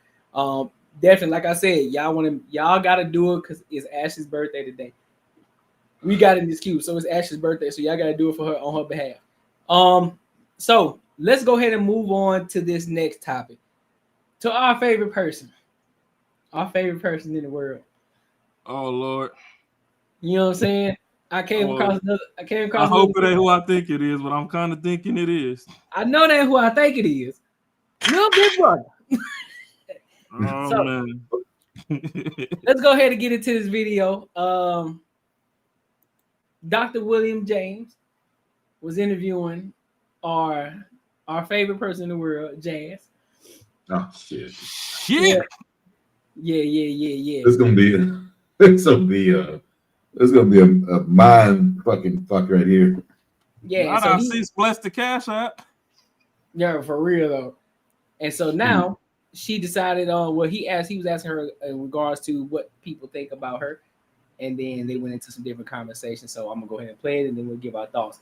This one is a little bit longer, so I'll try not to play it for too long, but we can stop it in between if y'all got any thoughts or something y'all want to say. Okay, bet. This ain't it. Here we go. Yeah, get that off screen. How would you like a thumb understood if you are misunderstood at all? How would I say I am misunderstood? Yeah. Lunatic. Misunderstood on anything. I mean, I'm always misunderstood. I'm misunderstood in these YouTube streets, you know, because I entered a space. I didn't realize it, but I entered a very a lane that was kind of one-track minded, you know, very manospheric, very patriarchal, very general, very man is here, woman is all the way down here at the bottom of the shoe. You know, like I entered the lane where this was that, and I'm coming in like, no, that's a little toxic. I give a lot of pushback to like narratives that people have believed are normal, and it comes off to them that I am anti-men, you know, that I'm a feminist, that I want to see men fail, that I don't like black men. And that is so far from the truth. But because I am a woman and I'm usually going at or in debates with other men, if I am not performing in a certain way that appeases their ego, I'm going to be misunderstood. And I'm a little animated. I'm not super quiet. I curse a little bit. You know, I'm sassy. All of those things are traits that a lot of men think aren't feminine. And when you're not meeting expectations of others, it's going to make people uncomfortable and it's going to make people misunderstand you. I've never once, and you guys can prove me wrong, I've never once got on this internet and disparaged black men. Ever. Never. I am so for, but I have nephews, I have a brother, I have uncles, I have a father. You know, I'm so for the betterment of our black men, especially because I believe in them so much. But where it gets tangled up is when we're having discussions about black men or relationships, and they are trying to absolve accountability from, you know, not so great behaviors of men. So when I call those behaviors out, not disparaging black men, but if there are men saying, oh, you should be able to cheat on your wife if you provide. If I say, no, that's not okay. Who said that? You shouldn't do that. You shouldn't weaponize provision onto someone you love, you know? Me saying things like that translate to this audience or those particular audiences is that I'm against men, is that I'm against families. When all I'm saying is respect your wife. So that's where I feel I get a little misunderstood because I'm not in alignment with the overall narrative at that moment. It's crazy. I bet she really believes this shit. I really believe she thinks that's how the conversation goes. She believes that shit wholeheartedly, bro. That is fucking insane, bro. Like to hear her version of how the conversation is going and how people interpret her, it's fucking insane. Totally opposite what it actually is. Like what the shit she's combative about, what the shit like what people are frustrated about with her is not what she's saying, what she thinks it is. It's crazy. Yeah, but like when she's saying what she just say? When she's saying like hold on. She's talking about men cheating on their wives or whatever. Oh shit, I'm off the camera. Thinking that cheating on their wives. That's like and it wasn't necessarily just wives, but that's like a talking point pulled from that high value man conversation. Yeah. Mm-hmm. Where it was like, okay, you know, if a man is already established as a high value man and he has a woman that, you know, he's also in the position to where he can exercise options. Nobody said that it's mandatory that they're going to do that. But that's the thing is a lot of, it's not all, nothing's absolute, but a lot of women in conversation, sometimes you got to have a conversation with a woman, let her go sleep on the shit and come back in like 72 hours and then she'll get it later. She got to replay shit in her head to get it. Because in the heat of the moment, they're so one-dimensional in thinking that they're just listening to whatever words they can pick up that they were looking for so they can react. Yeah. It's not that men want to go cheat on their wife. But at the same time, when you dive deeper into context and you got all these people that's weaponizing sex, doing this, doing that. That man worked 15-hour days, then yelled at 3 people, and almost fought 2 times and had an HR meeting and all that. He came home and you ain't gonna give him some head? And it's a bitch down the block that's like, oh, I liked you since the 2nd grade. And we know her resume in the streets. Her whole fact said that throat more official than the Martians. Here's the thing, though. Here's the thing, though. My bad to cut you off. No, you good. Just taking it. Let's just even take it away from somebody working 12 hours. Let's just say it's a cat that's working 8 hours a day, right? A cat who may not even be out there working with his hands. A cat that's working in the office. Shorty, you decided to be with this man. You decided to get with him because you thought he had something, or you was rocking with him at the time. So, what changed from the fact of when y'all first met, when everything was all cupcakes and ice cream? You was topping them off whenever you got the opportunity to. You was bending over. You was ready, hot and ready for it. And I get it. Time goes on. Shit happens. You know what I'm saying? You get used to each other. But what the fuck does that have to do with anything? That doesn't mean just because that this man is working 8-hour shift that he ain't working towards something, or that this man can't be a leader because he work in the fucking office, or the fact that this nigga don't need to work 200. He don't need to make $200,000 a year, but he still is a man. And so the fact that a lot of these women try to place, well, you need to be doing all of these things in order for me to even remotely do these minuscule things that you should do. Because we know if ladies knew that how horny men get, they knew that our natural nature is to start humping some shit. If they know that, they should not even to cut that thought off. Yeah, they 2 times more horny than we are. Exactly. Because there's no way you gonna tell me that y'all run around here and be trying to make fun of dudes talking about, oh, this man got a shrimp dick, he this, he that, he whoop de whoop, but y'all go over there and y'all bumping buttons. Facts. Facts. That clip stick out like a 1/4 inch. And y'all be over there slime from waist to knee. So you telling me when Lil Peter Rodney come over there and hit you with that 4-inch, now that ain't enough? Right. But you was just bouncing off shorty pinky toe for 2 hours. Facts. You had to change the sheets. Fuck out of here with that shit. But every conversation that they've had about a dude who's in the position that he can have, let's say, multiple women, it was more like, yo, like you get a dude who's already that dude, like he make that money, you know, he's like charismatic, he's got everything. He's got options to do that. But the thing was more like he's gonna come to you and be like, that's off the bat. Like you gotta know that's what it is. Like if I decide that I'm gonna go get somebody else, that's what I'm gonna do on the side. It was more like it wasn't y'all been together for a long time and then you chill out for a bit and he goes and cheat on you. It wasn't even like that. It was like you get a dude who's already built up, he's making money, he's doing all that shit. He's got those options and he's not gonna really fuck with nobody else unless they. You don't got to be cool with it, but that's what's going to happen. I mean, shit, that's what might happen. It's you know, you just expect that. That's like something you can expect to happen. Not all dudes are going to do it, But it's like, yo, bro, this dude just bust his ass and did all this shit. So the type of lifestyle he's going to live is, I want to have multiple options. Yeah. But then she took it as he like the dude has committed to her and he's cheating and all that bullshit. Like that's how she would take it. And that's how she fucking words it. But it wasn't even like that. In every conversation.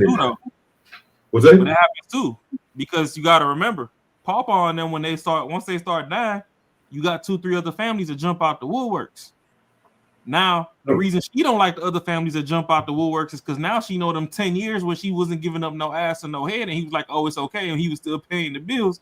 He just realized that Amanda and Bethany down the street was getting some wood too. They the ones that was keeping your relationship together. Now you mad at them, but you know, hey, that's the shit that came with business. The problem with the high value man conversation is sometimes everybody has an ego, men and women alike. Sometimes for those men, they gonna get their get back. So for every bitch that called him a broke ass nigga, when he up, 5 bitches gotta pay for that. So that's for you to fact. come over here and think that you finna lock him down after y'all done called this nigga broke since the 9th grade, and he ain't fucking get on till he was 32. Nah, that whole zip code gotta pay. So now when you done double back and you got 2 kids and all, oh yeah, I'm gonna still give you some attention. Oh, you want that hibachi? Come on, let's go get it. Then I'm gonna wear you out. I'm gonna damn near put that damn uterus in the hospital, and you ain't never gonna hear from me again. Fact. Because when I was broken, really liked you, you fucking played in my face. You still half decent. You ain't all the way fucking full raising yet. You ain't dried all the way up. I got this bread. Now you doubling back for some bread. Talking about, hey, big head. My head was big back then. Right. So what changed it from ugly head to cute head now? Oh, okay. I see what it is. You like these Ben Franks. That money. Okay, so I'm gonna throw these ones so you can get that damn beep to go off on your little SRP box. And man gonna get these fruit snacks, but when Trump fucking hold up your food stamps again, just know that you gotta in order to get a withdrawal, you gotta use your throat. That's a fact. And when I was trying to come from, you know, my area of emotions and all that, and just, you know, I liked you just based off of your physicality, your mental, whatever, on some surface value shit, you said fuck me. So now that you double back because now I got some money, yeah, it's gonna be transactional. You want these ones? Bark like you want it. Bark like a dog. Exactly how he had it. Yeah. That's facts. But that's on them. that's y'all problem. Here's a goodie to follow that up. Kevin Samuels. Oh Lord. Did you agree with him? Was he right or wrong? If he was wrong about something, what do you say that he was wrong about? And the things he was right about was something that you agree with him about? Before I answer, am I allowed to ask you questions too? Of course. Okay. So can I ask you a question first? Sure. What do you think as a man who I'm assuming listen to Kevin Samuels, is there anything that you feel that he said was wrong? And if so, what? In terms of dating, in terms of like what he spoke about, just anything in general. Like, was there anything where you're like, nah, bro, like that ain't the way. That's wrong information. Maybe you shouldn't have talked to them like that. Like, was there anything that made you feel Sure, he told like you can explain that, or do something better than what he did? Anything that put a bad taste in your mouth? Specifically from the dating, because before he was talking about some other topics, and there were times where he spoke about other topics.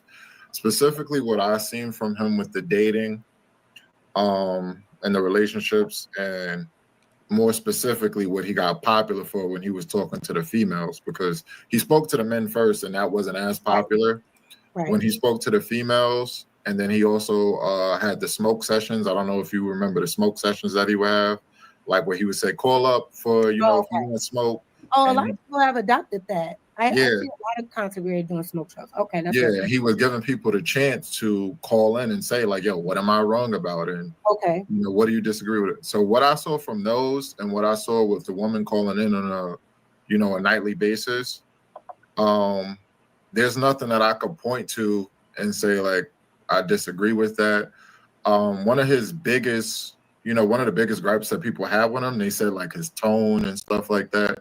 But from what I saw, just being honest, it did look like he was like reflecting the energy. It didn't look like he ever started off with someone like with negative energy first.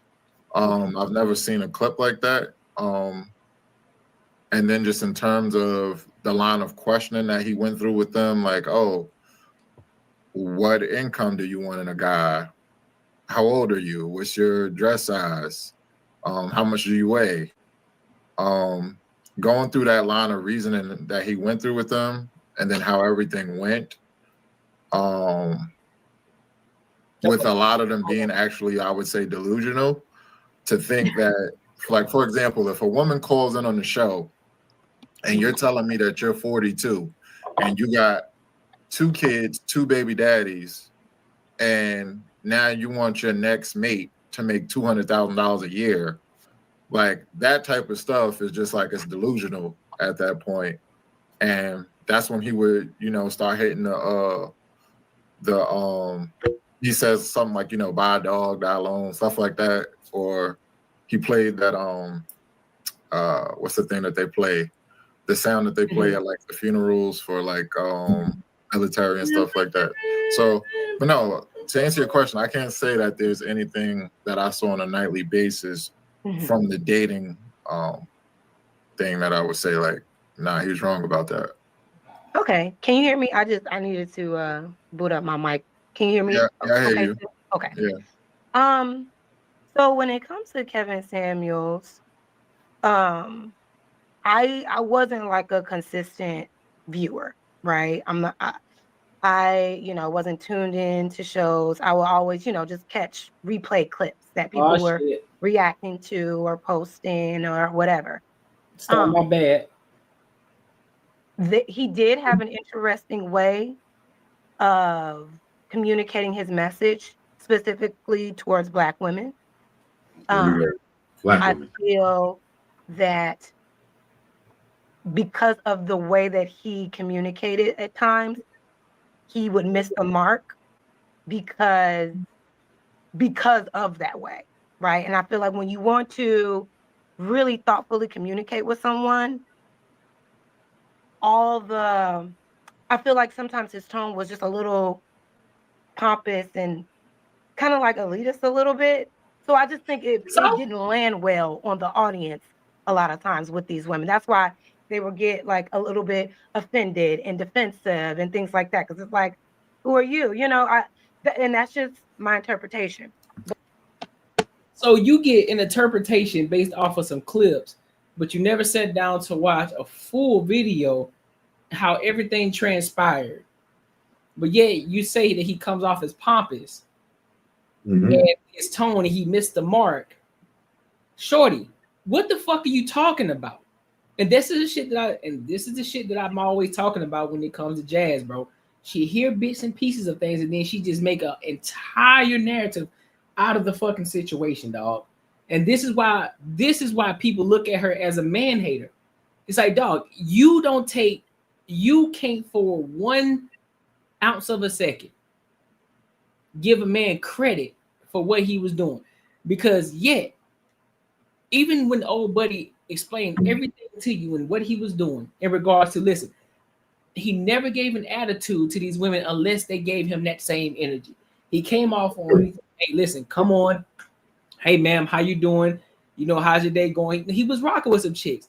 And then, of course, just like what she tried to do with the Pearl shit, she made it about a race thing. Here we go. It wasn't race because he talked to all races of women. And he cooked all of them when they gave him an attitude. Just like what he did the white chicks that was on fucking Fresh and Fit. He cooked they fucking ass. And they were all white chicks. So it don't matter. It ain't got shit to do with Black women. And mind you, there was a lot of Black women, a lot of wretched ass Black women who got on there too. But there was also a lot of loud ass, annoying ass white women who got on that bitch too. He cooked all of them. So we can't sit here and try to use the race, this whole race thing. That's one. But to go up here and sit here and say because he was pompous and he missed the mark. No, you just didn't want to fucking listen because you thought you were right. You thought you called in to somebody who you believe could help you out, but when he gave you the answers in regards to what it was to help you out, you didn't want to receive that information because he told you he deflated your ego because you thought you was a 10. He told you shit. Shorty, you average at best. You ain't even a baddie. So what makes you think that you deserve this type of man that you asking for? Because that's why he always asks the question, what's your height? What's your dress size? All right, cool. So now we got the foundation of how you look. You 5'3", you weigh 220 fucking pounds. Shorty, that don't look right. They don't match what you're looking for. Yeah. Right. You say you got, and say you're a single woman. Cool. But first of all, you a single woman. You ain't got no kids. Why the fuck are you 5'3", 220 pounds? Mm-hmm. You ain't got no excuse. So that's one fucking red flag. And now you talking about you need a man that's going to match your energy and match your level too. What do we talk like? This is the shit I'm talking about. She does not know how to hold women accountable, let alone black women. She do not know how to hold them accountable. She gonna find every crevice, every inch, every space that she possibly can to fit through that motherfucker to not hold them accountable. No, because she truly believes that whatever comes here to your mind and it comes out your mouth is valid as fuck. And that means like anything that you say you think of and the way it should play out, that someone on the other end, whoever you're talking to, whoever's listening to you, should see it the same way you see it and should talk you to that way. And it shouldn't be, hey, you know what? You're kind of delusional. Because I can't even imagine if I roll up to a job interview and they say I'm going to be like, just say director of operations, and they go through some, hey, so how much like have you done this before? How much time have you been doing it? Blah blah. And no, like, no, I'm new. I haven't done any of this shit, but I'm real motivated. And then they're like, yeah, bro, you got to do something different, man, to get to this job. You got to get some more experience. And it's like almost like, you know, I'm a motivated person. They shot me down. That's real fucked up. They should have gave me a shot. You're like, bro, somebody told you the goddamn truth. What are you talking about? Like, but she thinks every time these girls come up with this shit that like they think they deserve, it's like valid. And if you go against that, then you're not right. You know what I mean? Like you just kicking the truth. And to them, that's not truth. It's just you being mean. And yeah.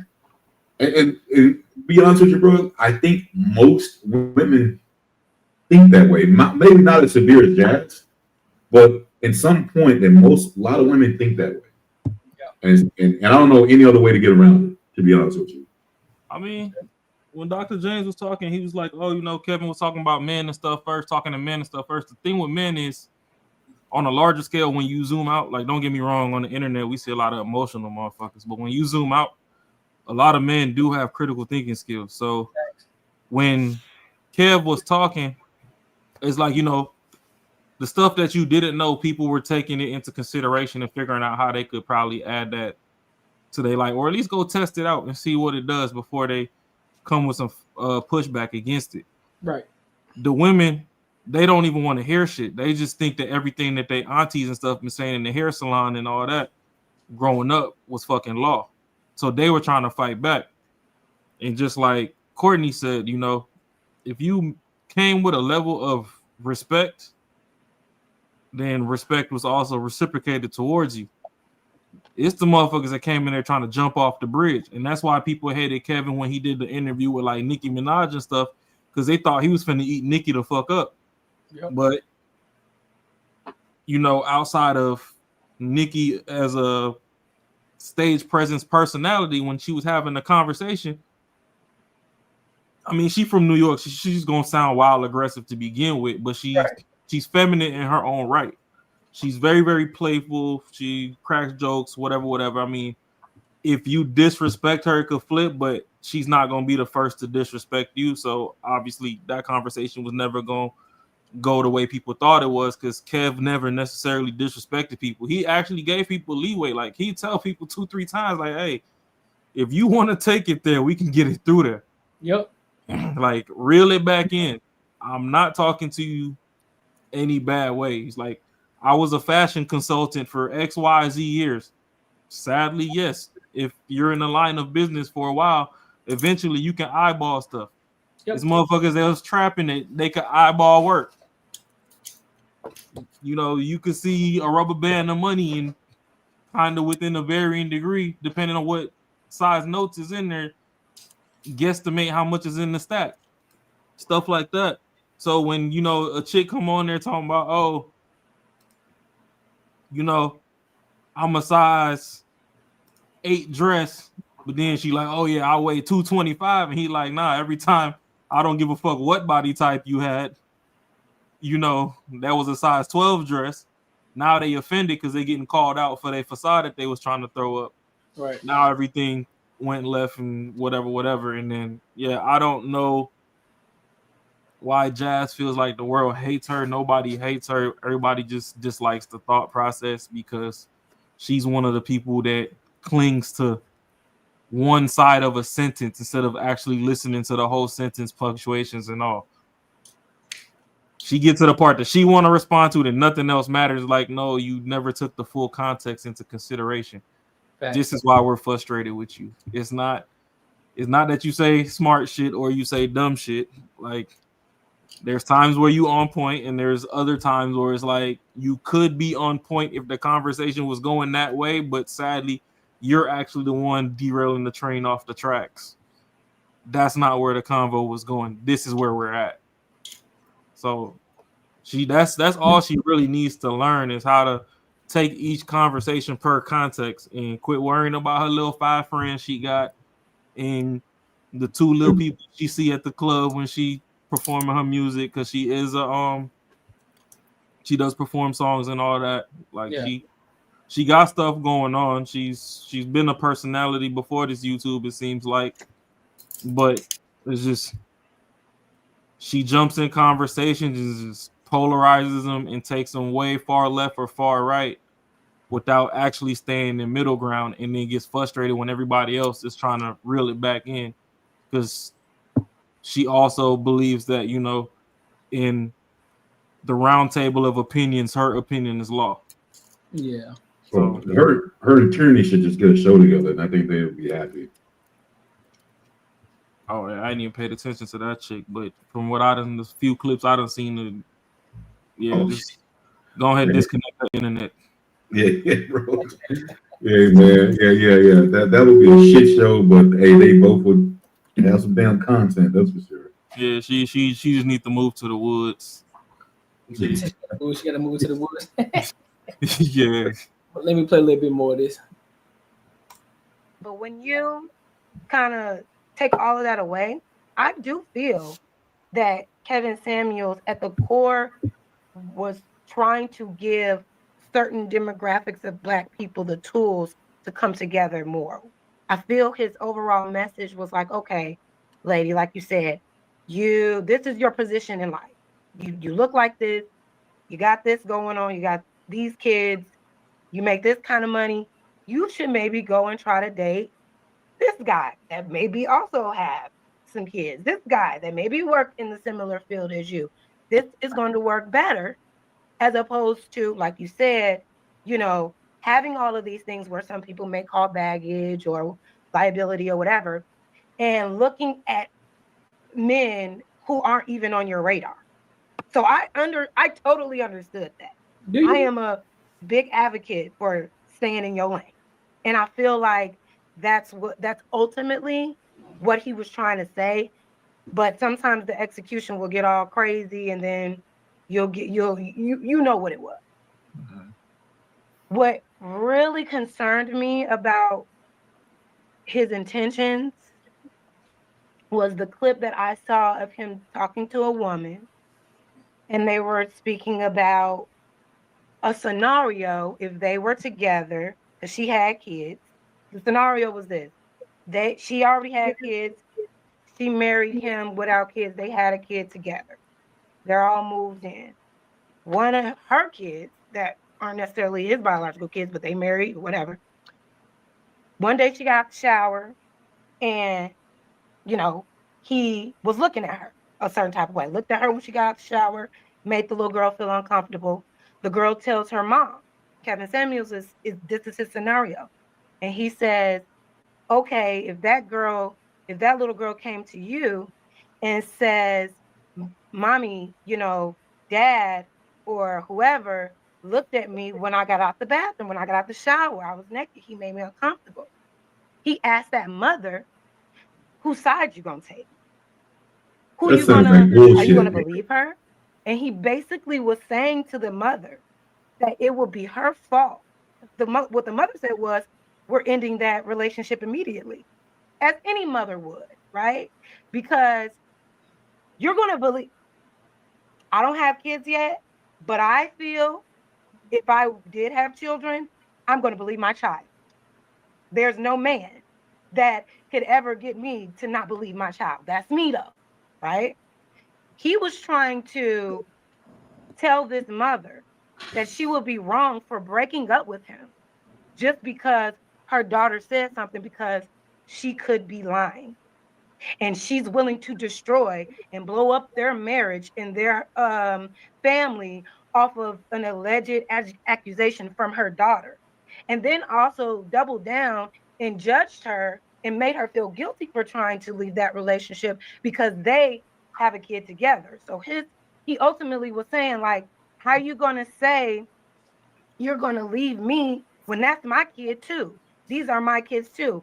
So to try to justify a mother not believing their child when that child tells the mother that she experienced some type of sexual uncomfort from a grown man, to not believe that child, I was done with him after that. Because there's no way you should be convincing a mother not to believe their child when they come to you about things like that. And the thing is, well, people are like, well, kids lie. Sure, kids lie, but there are certain things kids don't lie about. And the thing is, how the fuck would you know that if you ain't got kids? Bro, it's no, like, I don't have to find it, but I do want to find it. But this is a good example of how find what? When you hear something that she totally twisted around.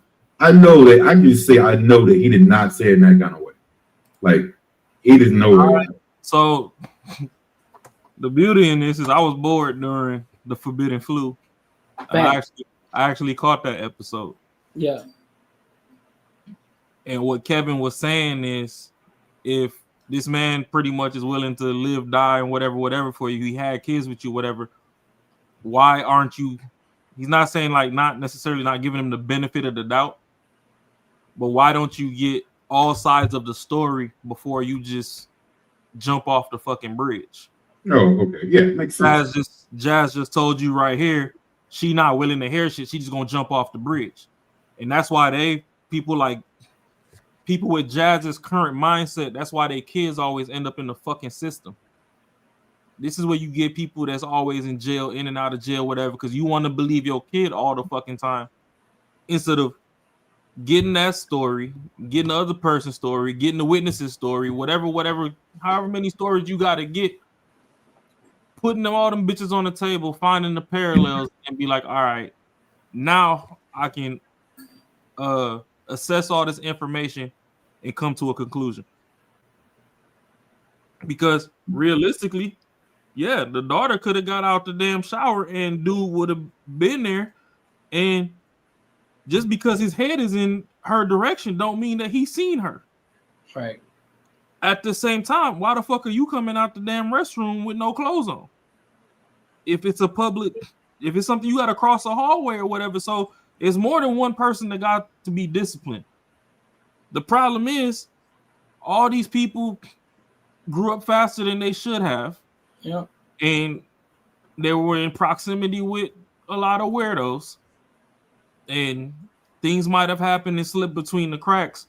So the problem is they take their internal trauma and they immediately dump it on the situation, and they don't want to hear shit because that brings up the time where, oh, I was 6 and it was the cookout and I had to go take a shower, and the motherfucker, when I came out, he yanked my towel off me. But this ain't that. Right. Yeah. I want to hear that episode because just the way she painted it was more like he was saying that this is almost factual. Like he was saying like that he laid up the story that daughter was in the shower, dude was in that room staring at her when he came out. Like the way she painted it was like, this is what happened. What you gonna do about it? Like the thing is, Kevin was good at sparking thought-provoking conversations. He wasn't painting it out like, oh, shorty came out the restroom and R. Kelly was standing there. Right. Oh no, I believe that. I believe what she's saying is totally like twisted. Like that's not the way that's not the way he laid it out. Definitely paraphrase. Because he was pretty much like, oh, everybody lies. But most especially at times kids can lie. So if this scenario happened to where this was the story and it potentially was a lie, how would you react?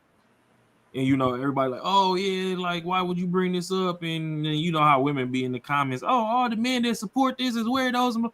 It's like, no, y'all dumb bitches don't listen at all. As soon as you heard kid and look, y'all brain shut smooth the fuck off, and you ain't hear nothing else. It's immediately you out the door. Because for the people who do have kids, we do understand that a lot of times, even though the kids are young, a lot of times a lot of things that they interpret aren't what it actually is. Like, okay, so what is that? Did you see? Oh, I saw this, that, and the third. Sweetheart, it ain't that. That ain't what you think it is. Or this ain't happened how you thought it was. That's not what this is. You got it mixed up. So yeah, so you have to take a step back. I get it. You won't. It's like, hold on, what the fuck? Because it sounds unnormal. Like, what you mean looking at you? So now you got to go and ask questions like, hey, hold up, before I jump off the motherfucking porch. Hey, what the fuck happened? What was going on? Why was you here? This, that, and the third, or what actually happened? Because again, a lot of kids they may not be able to process what the fuck actually happened, or be able to articulate properly what the fuck happened. So that shit just may be sounding weird. They may just say, well, I got the shower, daddy was looking at me. What you mean? Looking at you. So now you got to dive deeper to what you mean looking at you. How was he looking at you? What the fuck was he doing? Why was he in the room? Like all these extra shit. So you can't just jump off the porch because now you really have to be careful because you can fuck up somebody's life off of a lie. So that's what you're saying. So to the women who are here, oh, this y'all are fucking weirds. No, we know how to fucking use our head, use critical thinking, know how to take a step back and not act on our emotions right out the gate. We take a step back. Yeah, we may want to jump off the fucking porch, but hey, take a step back. Think about what the fuck is going on. Think about the kid that you're talking to, regardless, because they may not be articulating themselves properly. And then you get all the information, like Ross said, you get all the information. Then you can come to a good conclusion once you got all the information and data that you needed. Yeah, and sometimes, bro, they just want attention. Man, I had a situation. I had a roommate that had a daughter, and we were in the kitchen, and she was doing something, and I was talking to the daughter, and the daughter just turned around to her and said, "Hey, he hit me," and I was like, "What?" And then she was like, "You say he hit you?" And then she was like, "Yeah, he hit me." And I'm like, "What the fuck? What's going on here?" Then she's like, "Don't worry about it." And I'm like, "Yo, whoa, you need to do something about that because I don't want her going and tell her daddy that like I hit her." And that's a serious thing. She kind of brushed it off like it wasn't no big deal. I'm like, you need to address this like right now because that could be something wild that could happen. You know what I mean? So a lot, and it's like a lot of times they're not trying to. They just don't understand how severe that could be. Like, saying someone like a grown up hits you, like that could be real severe. They just don't know like the consequences of things that could happen. So like like you said, like I don't think you should like automatically send they're lying, but you got to investigate that shit. Yeah, I agree. Yeah, you got to, especially something that's serious. Yeah, you got to investigate that. No, I definitely agree. No, that's facts. If they're lying, we'll find out. But I'm going to believe my child first before anything. If she lying, then she lying, and we'll deal with that as it may. But a grown man telling a mother to believe a man over her own child, that ain't nobody that could ever tell me anything. Because now I know your intentions aren't pure. They are all self. They're all about self. it's like, well, So I get that, you know, from the 90s and before, people got their traumas or whatever. Right. But in this healthy dynamic of women trying to send fucking the cat, dog, snake, and mouse to fucking therapy and all this extra shit, right? If a man's job is to protect and provide, and he's telling you that that's not the situation, let's sit down and talk about this. How the fuck are you gonna tell that man that his intentions ain't pure? Right. And those are his kids too. So this is how sometimes, you know, women get name called on the internet. Because now if you go say that that's a goofy bitch mentality, with the way some people think, they gonna come back and be like, oh, did you call me a goofy bitch? Like, no. But that sequence of thoughts is goofy as fuck. Yeah. Now, don't get me wrong. This does not absolve the menaces in society that this is the lane that they choose to pursue. They do exist. And if you 3-4 kids in and then you realize that this is the person you got, then, you know, I can't always say that the signs were up front. Some people are good at hiding themselves until they're not. Yep. So yes, you're gonna have, you know, loopholes. But overall, you've already fucked up. Because you said no matter what, off rip, you're believing the child, which means 9 times out of 10, you started a big ass argument, you got into a fight, you kicked him out, whatever. Some shit you can't come back from. Mm-hmm. As much as that man trusts you and he trusts himself to take care of you, is as much as you should trust him and trust that, you know, his provision is enough to take care of you and whatever else he created there. Yeah. Will emotions be high in a situation like that? Naturally, yes. Yep. In words of Macaroni Tony, women have a proclivity. Proclivity. To escalate shit off Jump Street. Right. Because emotion sometimes comes before logic. So I'm not going to say it's going to be an easy conversation. Right. Whatever. But before you just dive off the motherfucking deep end, kicking people out, throwing duffel bags out the door, waking up the neighbors with all this fucking commotion, doing all this extra shit just to come 2-3 weeks later and she come like, oh, yeah, you know, I just want to tell you something, mommy, about that situation, like, you know, 3 weeks ago. It didn't really happen like that. At this point, whatever trust and everything that nigga had from you, you're never getting that back. Yeah, that shit's done. He can come back, he can play house, he can do whatever, but trust is it's like a health bar when you playing a video game, like a fighting game.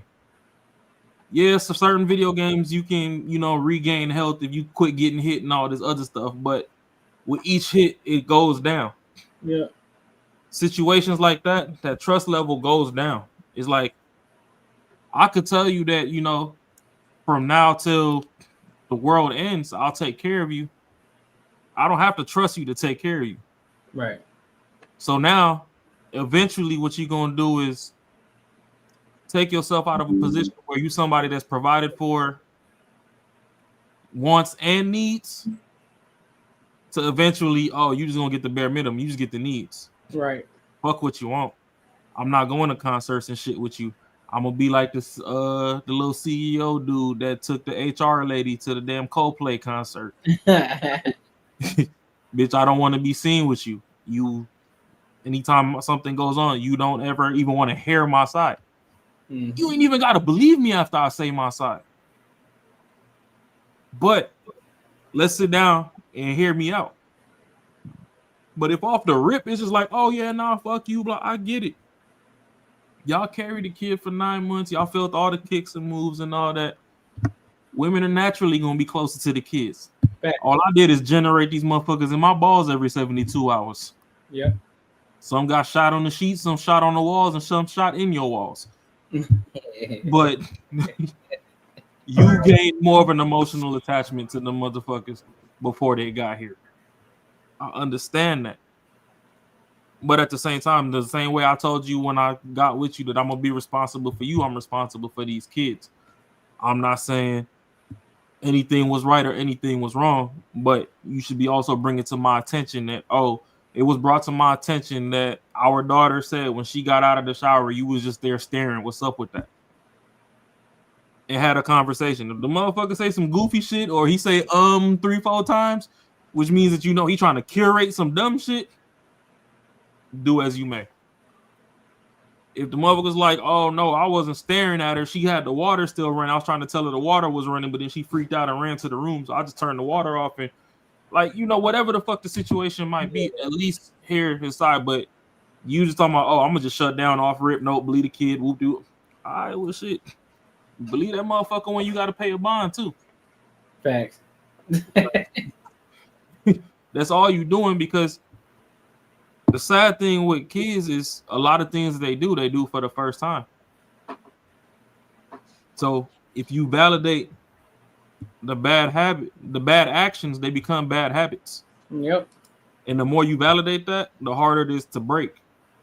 So no, you need that kid to understand that, yes, I'm gonna always be in your corner, but I'm also need the 360 of the story before I just jump off the bridge believing you.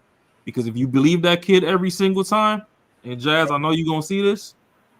The problem with kids, if you believe them motherfuckers every single time without, you know, process of elimination, eventually they're gonna start weaponizing that against you, and it's gonna make you look bad in the long run. And you're gonna have some degenerate ass kids out here in these streets.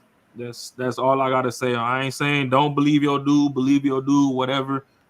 That's a case by case basis, but shutting down and alienating off rip without having a conversation, that shit dead. That's not the way. Or getting the full story all together. Yeah, you bugging already. And again, she likes to talk about how men go to jail, how there are black men in jail. There are a lot of black men in jail who've been falsely accused for a lot of different things. So with that being said, you can't just go fucking jumping off the porch just because you feel some type of way. I get it. Like you said, Rob, I get it. You know, so that's your kid. You know, that you ready to protect. That's what you're supposed to do as a parent, right? You are a steward. You are a steward for your child. But at the end of the day, it is not. It's everybody. Everybody's gonna get affected on that, including the mom. So make sure you get all the information first, because that's a serious fucking thing. Yeah, that's serious, bro. And 9 times out of 10, more just naturally, more people are gonna believe the kid over everything. That's why a lot of these kids out here, it's easy to, all they gotta say is some sweet shit, give you soft little cries, and next thing you know, you got you wrapped around the finger, and all of a sudden you believe them. Come to find out, they were lying the whole fucking time because they didn't want to get in fucking trouble. It's like what? Yeah. It's like what? And at the same time, we could just pull up last week's conversation on Jazz. The same way that kid could be lying is the same way how Pearl treated you into tricking you into your emotions. Mm-hmm. When she said something and then she gave you that smirk, you should have known that she was playing on your top. You should have held her accountable to that. But she just kept smirking, which I'm sure irritated you. It irritated Tyranny and all that. Motherfuckers went left field. Shout out to baby Ed. And what Pearl did was she was like, okay, now that I done stirred the pot and I gotta leave this shit to simmer before I take it off the stove, I'm gonna just bow out. Once you put all the ingredients and stuff, you making soup. Once you put all the ingredients in the pot and you done tasted that the levels is just right, you gotta let the shit simmer. So she was like, shit, I done put all the ingredients in the pot. I made my Powerpuff Girls. I put my sugar, spice, and everything nice in this bitch. So I'm gone. You know? Now that's between y'all and Mojo Jojo to fucking figure this shit the fuck out. Facts. So, you know, you got to proceed with caution. I'm not saying believe or not believe your kids, but get the 360 before you come to a conclusion. Before you go act a fucking nut. And I agree with that. 110%. But make sure you like, comment, subscribe for the algorithm, and make sure you hit the bell notification. Let's go to this on the main topic here, bro. The DoorDash girl. Her Heard about the DoorDash girl. So we talked about this before, but there's been updates saying that Shorty being charged. Caught a body about a week ago. They done caught her ass up here slipping because old buddy he decided to put out a police report and pretty much responded to all that shit that she said about him. And so he went and filed the report immediately, which was the right thing to do. So we're gonna listen to it from Law and Crime Network, and then we'll just kind of give our thoughts in between. Say less. Man, y'all gotta remind me to do my premium before I go live. I bet. Because I keep forgetting, bro. Bet.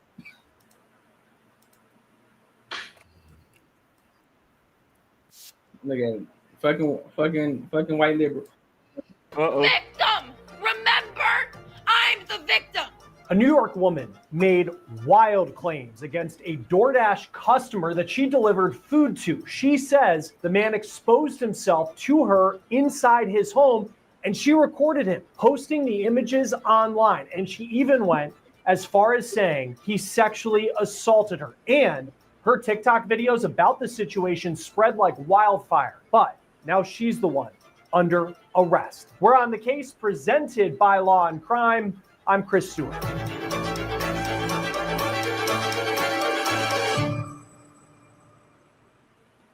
Hey guys, real quick, before we talk about this case, I want to talk about a big sponsor of On the Case, one of the most watched shows on all of YouTube. We're talking about Morgan and on Lake Ontario. She posted a video to TikTok that quickly went viral. She claimed that she had been sexually assaulted by a customer. 3 days ago, October 12th, 2025, I was a victim of SA by a DoorDash customer while I was doing my job as a DoorDash driver. Now, according to Henderson, she posted about what she says happened on TikTok, but it kept getting removed. Whether that's because of the content that she posted violating app guidelines, or whether it was TikTok trying to, quote, silence her, as she claims, that's still unclear. The DoorDash customer requested that their order be left at their front door. When I arrived at their front door was wide open. Their lights were on, and they were sleeping on the couch within eyesight of the front door with their pants and underwear pulled down to their ankles, and they were indecently exposed to me. I got this on video, and I'm not even going to be posting the video clip anymore because I'm pretty sure that's what's getting me the strikes. But yeah, I reported it to DoorDash, and DoorDash did ban the customer. And then 2 days later, DoorDash banned me. So Henderson's allegations quickly went viral. Millions of people saw the video. It features the semi-nude man who, it appears, is passed out on the couch after leaving the home's front door open. Now, that content was then reposted with other content creators commenting on what happened. Now, according to Syracuse.com, one of Henderson's videos had 30 million views. Damn. So this went everywhere. In her original video, which was taken down, Henderson allegedly insinuates that the customer saw a woman was delivering his order and staged himself for some sort of exhibitionist thrill. Now, the images sparked heated debate in the comments. Had it been the customer's plan all along to expose himself to whoever showed up to deliver his food, or was this just an unfortunate and inappropriate mistake? These are the questions that police have been trying to answer. Some of the more cynical commenters have suggested that Henderson herself opened the front door, then took the video to get attention. Also, at the heart of the conversation, swirling online, was Henderson's claim of sexual assault. Could what happened be categorized as sexual assault? Was there anything there for any sort of charge? We'll get more into that in just a moment, but Henderson made it clear that she was not giving up. No, I'm going to keep telling my story. Like, this is the only justice I'm getting, is exposing this man and having posted that video and it has gone viral. Like, now he can live with shame and embarrassment if people have seen it and knows who he is or where he, you know what I'm saying? Like, I'm the one being punished. This is a man's world. I'm the victim. Remember, I'm the victim. Aww. And they took down my video. They were going to have to pay me for my second story time because that was over a minute long. They were going to have to pay me for all those views I got. So nope, they took that right down. They took that right down. Absolutely not. They're not paying me for that. Nope. In a video with the caption, "Time to sue DoorDash." Hold on. So she wanted to get paid for that shit, huh? She wants some money. That's the first red flag right there. Also, you want to post it, so you thought that was going to be a great clip. and you thought your shit was gonna go viral, which it did, but it went viral for the wrong reasons. Now you can put yourself in a whole fucking bind. And it's crazy. She's okay with ruining some dude's life so she can get popular on the internet. What's up, Mark? Got him.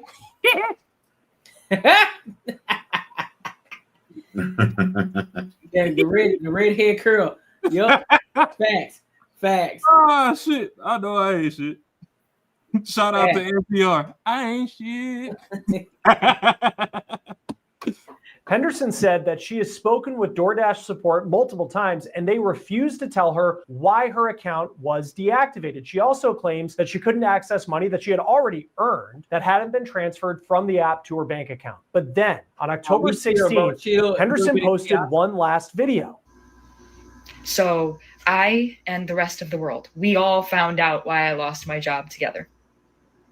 Good. That's the update. DoorDash put out its own statement on TikTok and other social media platforms saying, quote, "We've seen some tough and sensitive posts over the past few days, and we want to clear the air. No one should ever have to experience sexual assault, harassment, or abuse, and DoorDash never deactivates someone for reporting it, full stop. We take these reports incredibly seriously and work closely with law enforcement to investigate and support those affected. In this case, the Dasher let us know about an experience that made them feel unsafe, and that is exactly what we always want Dashers to do. Our team immediately began investigating and has been in direct contact with law enforcement and is prepared to fully support any of their efforts. However, posting a video of a customer in their home and disclosing their personal details publicly is a clear violation of our policies. That is the sole reason that this Dasher's account was deactivated along with the customers while we investigated. We've also ensured that the Dasher has full access to their earnings, and we know these are sensitive situations, and we want every Dasher to know if you ever feel unsafe or experience something concerning, come to us. We're here to listen, act, and support," end quote. Now that video update was the last thing Henderson posted to her TikTok page, and that is still active at the time of this recording. The reactions to DoorDash's TikTok statement do vary widely, with some still standing by Henderson. For example, one person commented, quote, "DoorDash upholds rape culture." Another commenter said that everything got blown way out of proportion, writing, quote, "Honestly, if I were her, I would have dropped it off and closed the door for him. She really tried to milk this situation and inconvenienced everyone." But a third commenter referred back to Henderson's first video, which was taken down, but it already spread. Quote, "Her original video showed the door was only a crack open. She opened it fully and entered. I would be fuming if I instructed a Dasher to leave it at my door and then they opened my door and came in to film me in my sleep." Henderson had claimed that she had gone to police to report what happened and that they'd done nothing. But an investigation was underway behind the scenes, and its focus was Henderson. So before I continue to keep going playing this video, y'all got any thoughts right now? Yep, just like my background. Shorty was brave. Definitely was brave. Hey man, you got to be bold as hell to walk up, because I did. She kept so the video kept getting flagged and it kept getting re-uploaded, but I was able to find the original video on X, formerly known as Twitter. Mm-hmm. And she dropped the food, kind of peeked through the crack, seen it, and then proceeded to push the door open. She actually crossed the door jamb, so technically she entered. That's like she didn't walk all the way in, but she put a foot over the threshold of the door jamb. So technically, you entered that man's premises. All for whatever the heck you got going on, I don't know. For a viral clip. Yeah, but see, she thought she was eating and leaving no crumbs, and she ended up being the crumbs that fell with the bag of the bread.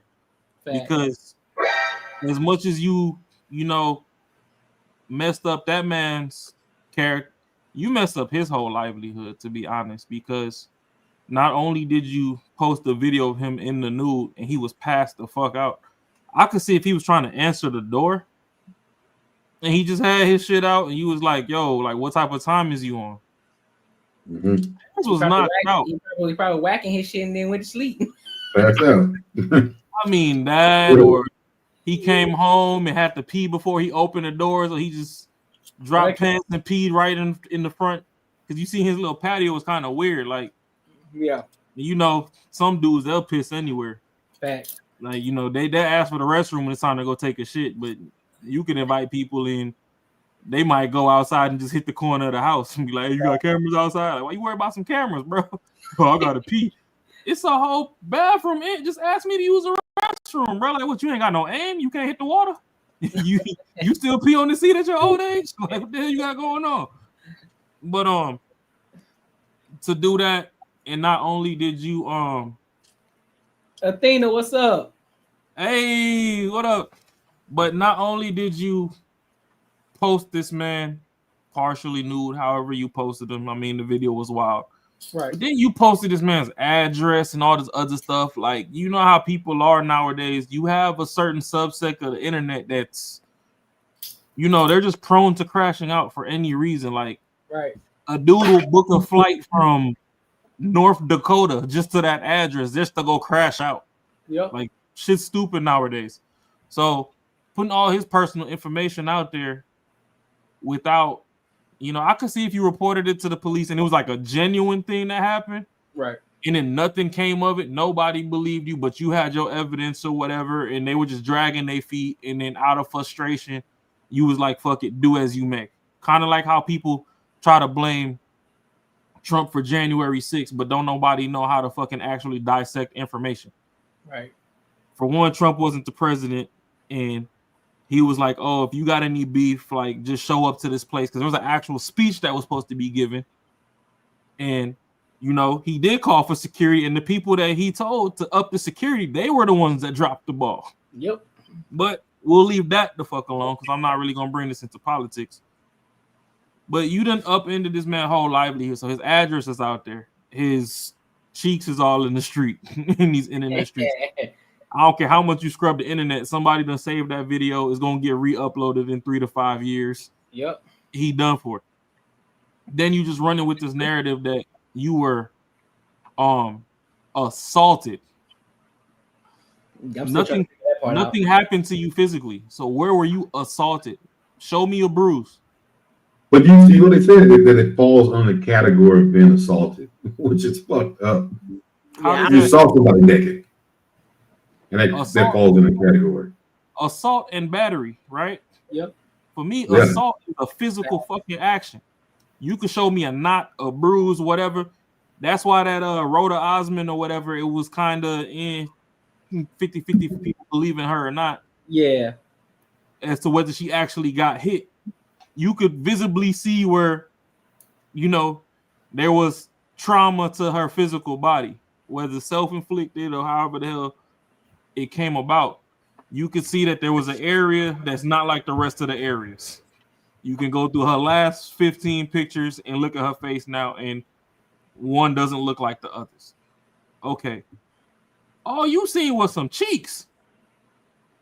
Oh, it's bullshit. How did this man assault you? He's snoring on his couch comfortably. He comfortably knocked out on his couch, bro. And she expected people just because she said it to fucking believe it, to go with it. Yeah, that's the case. If that's the case, and I see a chick and she on her 8th kid and the titties is flat and she whip out a titty to breastfeed, you assaulted me. That ain't the type of titty. Like for real. Them joints was right there. I seen the powder fall out them bitches. I got assaulted. For real though. But this always goes back to my point that I always make. That's why it's always important to get the full story. Because if everybody just would have took her word for it, they would have believed her. And it's like before Disney try to nuke the stream, I'm gonna change my background back. So I don't know if this is copyright or not. You crazy. And so, so that's the whole problem with this. That's the whole problem. And so she here screaming victim, crying wolf. I'm the victim. I'm the victim. Shorty, you did everything wrong. And then, like I said, the red flag in the beginning of this video is when she said, "Well, y'all ain't paid. I was waiting on TikTok to pay me." For what? You think you finna get paid for that? You think they finna pay you for doxing somebody's address? You think they finna pay you for putting a naked man on fucking TikTok? What you got going on? What you tripping on? That's crazy. Yeah, that shit wild, bro. But I mean, we get the information. I bet Jazz will believe it though. Yeah, yeah, should definitely support it. But yeah, I think something should happen on this, like, you know, some sort of jail time or something, like, cause that's bullshit. Cause that she could have really ruined that dude's life, like big time, ruined his life. This motherfucker got drunk and passed the fuck out. His life is ruined. Yeah. I mean, well, yeah, she got fired from her spot, but he lost his job too. Oh, he did? And you put his address on First Street, so now he has to move. How the fuck you moving with no job? You need a job. Oh, I didn't know that cat got fired. Yeah, you got called out for assault. Damn. You up out of there, buddy. Yeah. Oh yeah, well, she definitely need to go to jail. That's why he had to go ahead and put in. That's why he had to go and put in a report. So he had to go ahead and clap back. He's like, nah, I gotta put this police report in, bro. Not That's good. Come on, man. You know that man was super pissed when he woke up because somebody probably seen that and called him.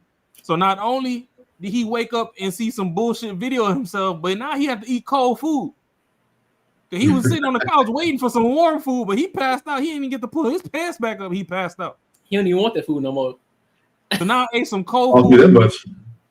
And Shorty got my cheeks out here pasty white all over the internet because that's the one part that I ain't never fucking put in the tanning bed. Then she's saying I assaulted her, like, oh, I did something, then went to go sleep after. Yeah, no, that shit. Like, oh, that's some bullshit right there, bro. That's trash. But not the unconscious man in his home. In a news release, Oswego police reported, quote, the video, along with the subsequent investigation, indicates that the male was incapacitated and unconscious on his couch due to alcohol consumption. The video was taken from the exterior of the male's residence. The DoorDash driver subsequently posted the video to social media where it drew significant attention. It was further discovered that the DoorDash driver had made claims of being sexually assaulted during this incident. The investigation by the Oswego Police Department determined that no sexual assault occurred. The male depicted in the video cooperated with police and provided a statement, end quote. Weeks after she first went viral, Henderson made headlines again when she was arrested on November 10th for 2 Class E felonies, 1 count of unlawful surveillance in the 2nd degree and 1 count of dissemination of an unlawful surveillance image in the 1st degree. Oswego City Police Captain Brian Thompson told local news outlet CNY Central, quote, when you put something out there, there's no taking it back typically. When you're making social media posts, take an extra second to think about what you're putting into the world. Now, according to Oswego Police, Henderson was processed and released and given an appearance ticket for a future court date in city court that will be in December. If she is convicted, she could face up to 8 years in prison. Joining us now to talk about this case, and there is a lot to unpack here, Paul Townsend, criminal defense attorney. Great to have you on Law and Crime. I guess just first, have you ever seen a case like this? It just seems so bizarre about kind of the twists and turns that got us to this point. So I've never seen anything that is exactly analogous with this case, but we have seen kind of similar cases where somebody kind of surreptitiously records somebody in a state of undress and then does some sort of posting of it, whether it's on social media, whether it's on a blog or whatever, that kind of runs afoul of this statute. So it's the particular contours of this, the DoorDash aspect of it, and whether or not she was invited in or lured in, that I haven't really seen before. But this is not that far afield of what we can expect. When it comes to someone coming to your house, and what does the law say about, she has her camera phone and she sees something, she takes a picture of it. That's really, I know that there's other parts of it that we'll figure out how it plays out. But I guess as from the homeowner's perspective, like what are his rights in this situation when technically you've ordered food and someone is coming to your house? So in some ways, could you argue that she was invited into the home, and does that matter at all? So certainly there's an aspect of this where as a DoorDash person who's making a delivery, she's invited to be there. However, a homeowner has a reasonable expectation of privacy in their home, certainly. And just because somebody is invited as a delivery person, who has the option to leave whatever the delivery is at the front door, ring the doorbell, and that kind of satisfies their obligation for it. No DoorDash person is obligated to enter into somebody's home, especially if they're passed out on the couch and they're not opening the door to let them in. That is where it kind of transitions from she did nothing wrong to she finds this individual in a clear state of undress. It appears alcohol is involved. He's passed out on a couch. And she decides to take her phone out and, take pictures, which already is something that you're really not allowed to do.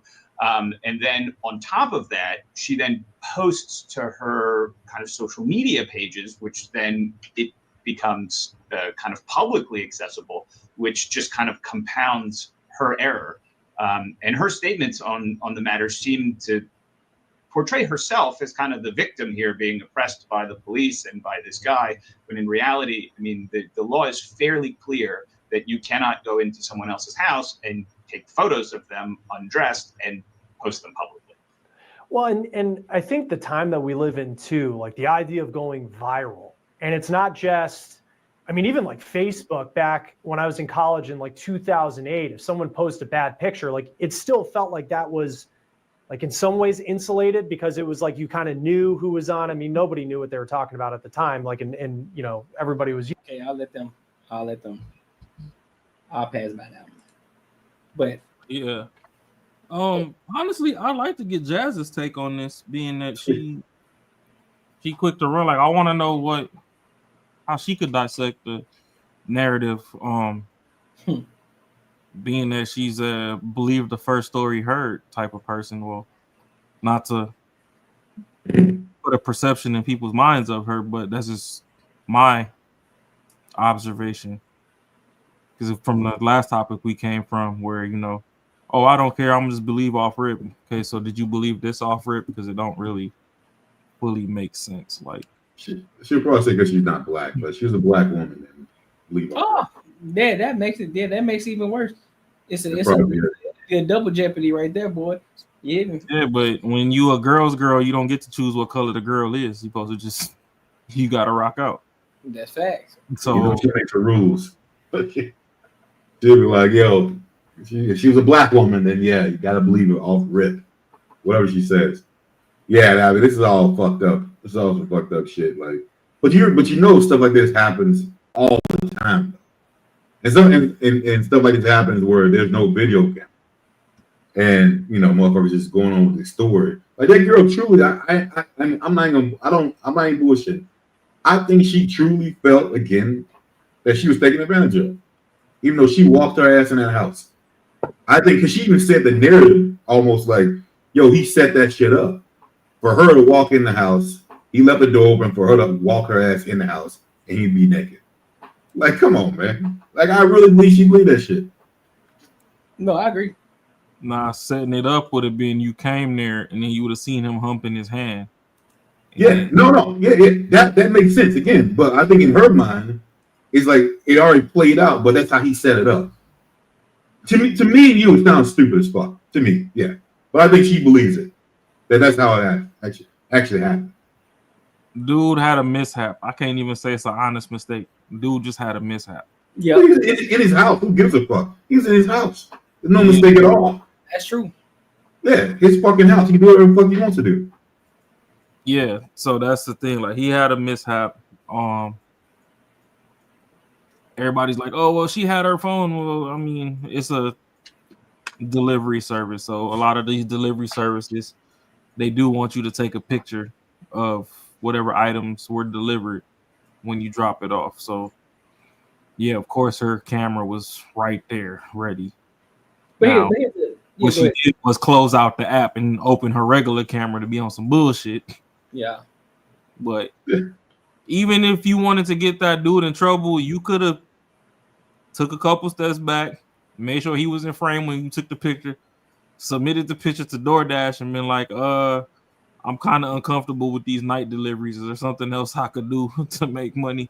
Like, is there other avenues that y'all thinking about incorporating into the program that I can run? Because this is getting weird. Like, I just delivered this food and buddy over there got his cheeks out. I believe that it was. She looked at it as an opportunity. She thought it was a payday. It was an opportunity because again, just like what the lawyers were saying, we're in this social media age that everybody wants to go viral for something, and at the expense that can be at the expense of somebody else or at the expense of their own moral values. And so, her doing that, because all of us in ordered DoorDash before. Shit, nigga, I'm even the creep sometimes. Nigga, I don't want to open the door when they taking the picture. So I'm peeking through the fucking hole like a creep, seeing if they took the picture and walked the fuck off yet. So they take a few steps back, all the way back, take the picture, and then they walk the fuck off, and I wait till they get in their car and I open the door and get the food.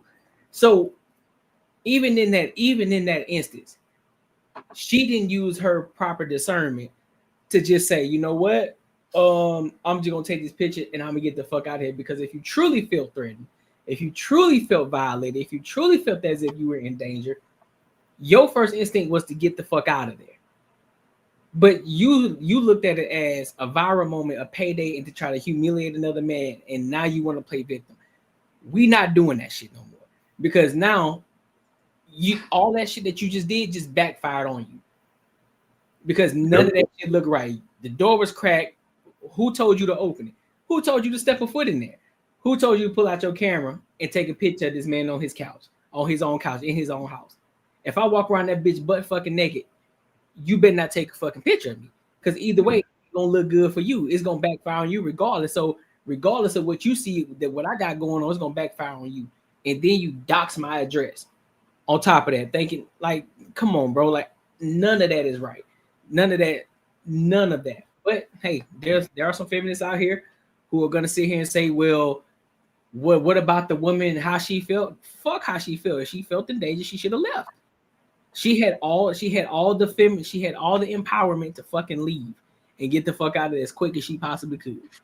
Yeah, she's a young Karen in training. And she thought that was what do. It's crazy how some people can impede in your shit and still feel offended by it. Like it's crazy. You coming to my house, like how do you think that's right? Like how do you think that's right? Crazy as hell, man. Well, the thing with this country nowadays is they give the wrong people rights. Facts. But a lot of people, they don't think there's no consequences. That's the biggest thing. Well, the thing is, a lot of nowadays the way some of these laws are written is the consequences actually on the victim. Yeah. So victim being that dude is inside his place and whatever, but then they'll still penalize him for whatever the fuck he got going on inside his crib, even though she was on the outside. Like you got people, depending on what state you in, if somebody breaks and enters, you're supposed to just sit back and watch them fucking ransack your house. Right. If you retaliate, you go to jail. Yep. But they broke in your shit. It's like if I'm so like with laws like that, I don't know who the fuck made them up, but if I already know that I'm gonna get in trouble, I'm sending you to your maker. That sounds like a liberal. That sounds like a liberal, man, some socialist. But yeah, no, I don't, cause I watch a lot of crime TV, so my shit, I done seen a whole bunch of different ass crime TV. Like there's this show called Frogger, and it starts with a PH instead of an F. It's like Frogger or Frogging or whatever, and it's pretty much like people that they break into people's homes and they like live in the walls and the attics and all this other stuff, and they be doing weird shit. Oh shit, yeah. And like, yeah, this one dude was squatting in this dude's house. And this dude, I don't know what kind of mental health he was going through, but he was petty, bro. Like, buddy, wait for the people of the house to go to work, and then he'll jump out the attic. He'd come, he'd drink that orange juice down to the last squig, and then put it back in the fridge. Or like, let's say like you made a sandwich, but you have to go use the restroom. He'd jump out real quick and come eat like the sandwich down and leave like the last 2 bites on the plate. Now you looking around. Shit. Yeah, he was doing wild shit, but the whole time he was tweaked out. Like they eventually got him up out of there, but yeah, it was kind of brought up to where like, oh, if you would have really did anything to him, you would have been in trouble. It's like how? Like This motherfucker don't pay my mortgage. He don't put food in his fridge. Right. He over here eating my shit. Like, I kind of want to throw up. I don't know if he done backwashing any of my shit over the years. Right. You feel How me? long has he been here? But you know, Right. it's so many laws that's like weaponizing the victims now that people think they could just get over and take advantage now. Yeah. Which I don't know if that was Shorty's thought process or she just really is just that fucked off. But this is kind of trash. Like, we already survived the believe all women era, which we kind of on the back end of healing that now. But you know, it's gonna take longer for Buddy to bounce back. Like, what if there was no video and they actually went by word? He's in jail.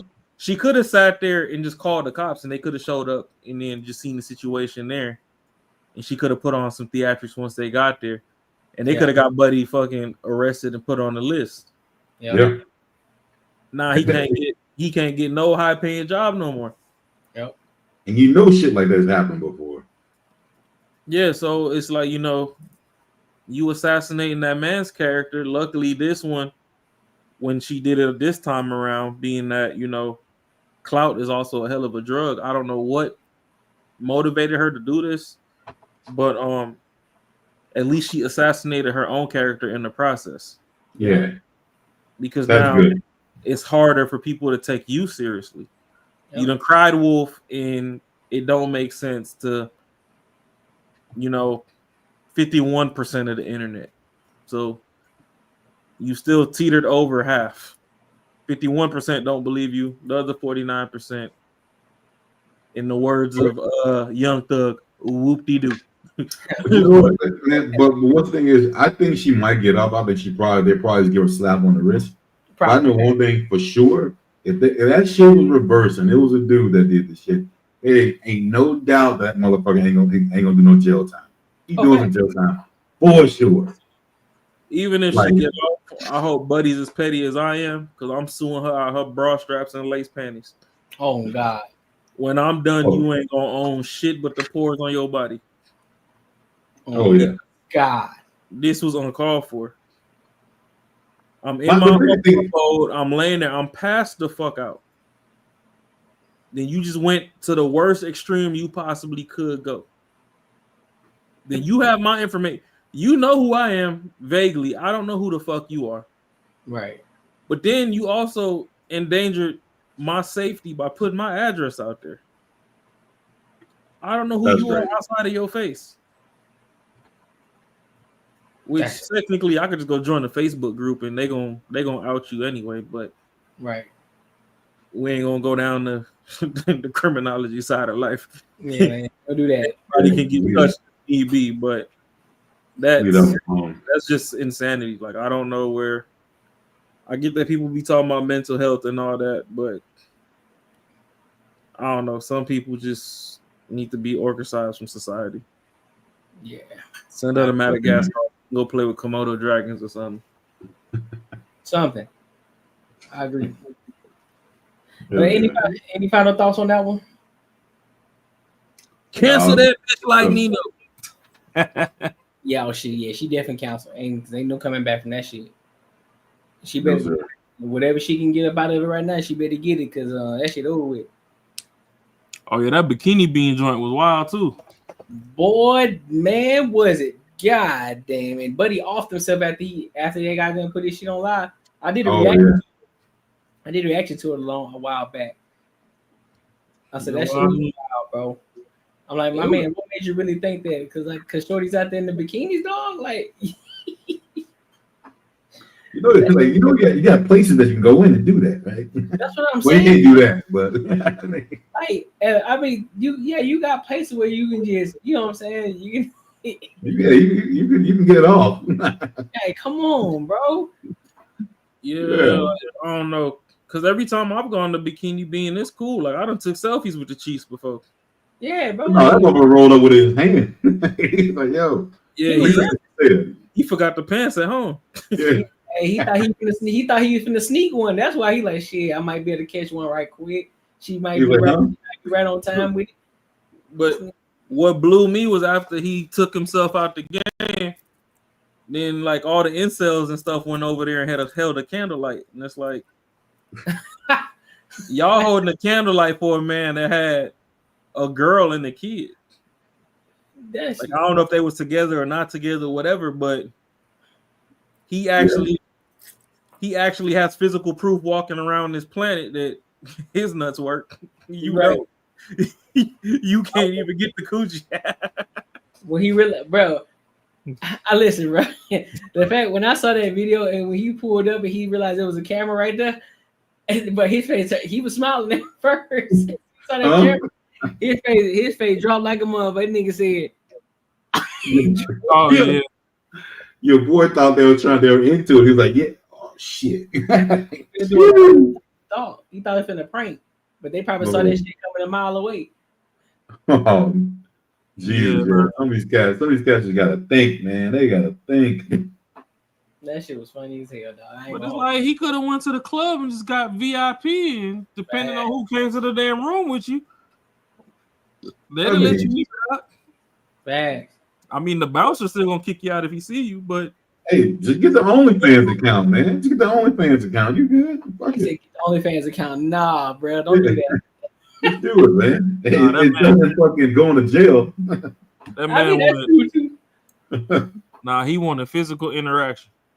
I mean, he was still just gonna look at it. He wasn't gonna touch it. So I mean, he might as well just go and get the OnlyFans.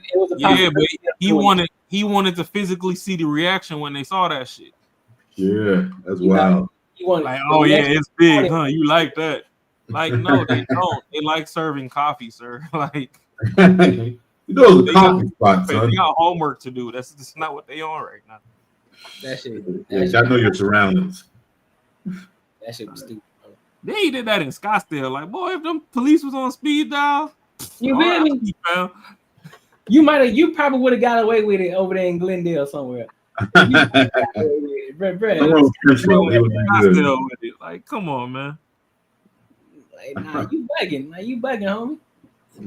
I don't think they got no bikini beans over on the west side. Yeah, they got one. Yeah, they got one over here. They do? Yeah, bro. I mean, like the real west side. It's over here on it's down the street from my career, bro. No, I'm talking about like the real shit. The real west side. What's the real west side? What ain't that new. It's the real west side. What you mean? Hey, the shit that ain't that new. That's what I'm talking about. Bro, I done went to Courtney spot. It's anything more west than that, pack a lunch, you heading to Cali, nigga. Like, oh no, I mean, you know I'm talking about the west side, like fucking shit. Where is it at? Man, you gotta be tripping now. You talking about that? Not like actual west. I mean, not where it's like new. I'm talking about where it's like fucking like in the hood. Oh, you southwest. That's why. Oh, you go South Phoenix. You know, somewhere around there. You got it. What are you talking about? You got it. Are you talking about like Levine? Yeah. Well, shit. Hey, Levine's all right, man. That's South Side, man. That ain't no goddamn West Side. No, not where I live. Shit. Because I'm talking, if you any deeper west than Courtney, man. Hey, no, I'm talking about like South Phoenix, like in the streets, like fucking like 19th Street, fucking like over there. That's what I'm talking about. That wouldn't be a good place to open that up. That's what I'm saying. They don't have no bikini bean over there. But they did. They did. You might be good. Shit, me. Nah, that shit ain't gonna make it. Nah, they got one on. I mean, they got one on like 7th Ave and something. I forgot where the cross street is. It's like 7th Street or 7th Ave. Yeah. Or probably. It's gotta be like downtown or something. Close to that. But they don't need to bring that to the hood. Hell no. No, so but that would be the only place he would have flew, possibly. It wouldn't even. He probably would have got away with it. Huh? Nah, you don't want your meat out next to the ratchets. Facts. He would have offed himself in the drive-thru. They would have laughed at his ass so hard. I think he would have survived that. I think he'd be all right. The whole camera shit. I don't think he can make it. Bro, you got it. Depending on, see if they let the ratchet women slide through and get the day job there. With some big fine shit, but she like a loose screw, and you pull up doing that shit, and she start laying into your ass, and she put you on snap or something. Oh, you ain't yeah. making it to the end of that drive. Hey, bro, they gonna be selling more than coffee of that thing. I'm telling you that. Nah, all they sell is coffee and donuts. No, I'm saying they get some ratchet in there. He said for that hood, he said for that hood, they're gonna be selling more than that. Well, nah, they actually do have strict policies, so if they do try to solicit like extra shit and stuff like that, they would be. That shit done. Cause they're a young couple too. Yeah, they'd be docs and stuff. Like, I ain't quite met the owner of the spot yet. Which I met the photographer. I met the photographer of them, like who be doing them, taking all their pictures and shit. I actually yeah, because I'm hoping to rub shoulders with him soon. I've been in a couple close vicinities, but I ain't quite ran into him yet. Might have to talk. I might have to talk to him about this sponsorship. Like, hey, bro, come through, a big dog. Because when I was doing my pressure washing business, I was trying to get a contract deal with them so I can pressure wash all their fucking spots. Mm-hmm. But I think they had some people in place already. I was like, oh, y'all dirty. But I'm like, yeah, nah. Let's look he at seemed this like a cool dude. Like I seen him on IG and stuff. He seemed like a cool dude, and he do hire some cool girls and stuff. I mean, I'll be going up there. I got one close to my spot, so now we gotta look at it from a sponsorship standpoint. Like, hey, bro, we need to have a conversation, homie. Yeah, no, we could definitely do that. Yeah. Shit, I got a shorty I'm gonna reach out to that's on my Facebook and stuff. She says that she does social media managing, blah blah blah. But I'm gonna see if she goes as far as getting like sponsors, whatever too. And then if she does, then I'll tie that back and then I'll tap you in. But if it's just promoting posts and all that, then no, we don't want that. Beyond that, like we good on that. We need some real movement over. We need some real movement over here. We ain't got time for all that shit. I need to be able to let everybody know what kind of liquor is in my. You feel me? You know what I'm saying? You know what I'm saying? Give us some customized cups or something. You feel me? Like what's going on? Let's get some branding going on. I might have to hang another little sign off the street sign up there. There you go. We'll get that. Hey, you get your boy drinking on a Tuesday. Hey, listen, it'd be worth it. It'd be worth it. It'd be worth it then. It'd be worth it. This is a tax write-off for entertainment purposes. Yeah, it'd be good. Entertainment purposes only. Listen, man, make sure y'all like, comment, subscribe for the algorithm. Make sure I hit the bell notification. Listen, tonight was a dope night. I thought we was gonna go to another topic, but that shit was gonna be too long. What you got? What's in the cut? So this is African guy, and he's basically saying that, you know how everybody always saying that white people have adopted the black culture, but this African guy is basically saying that that's not the case. And he said he was given a different perspective from over there in his culture. So y'all want to dive into that, or which I mean, we could skim over it, and then if it start going too long, you could just wrap it up tomorrow on your stream. All right, let's get to it then. Let me tap in on it. Make sure I find it. Ooh, finger waves. We starting off some great movies on living in the South, or how to, or people experiencing.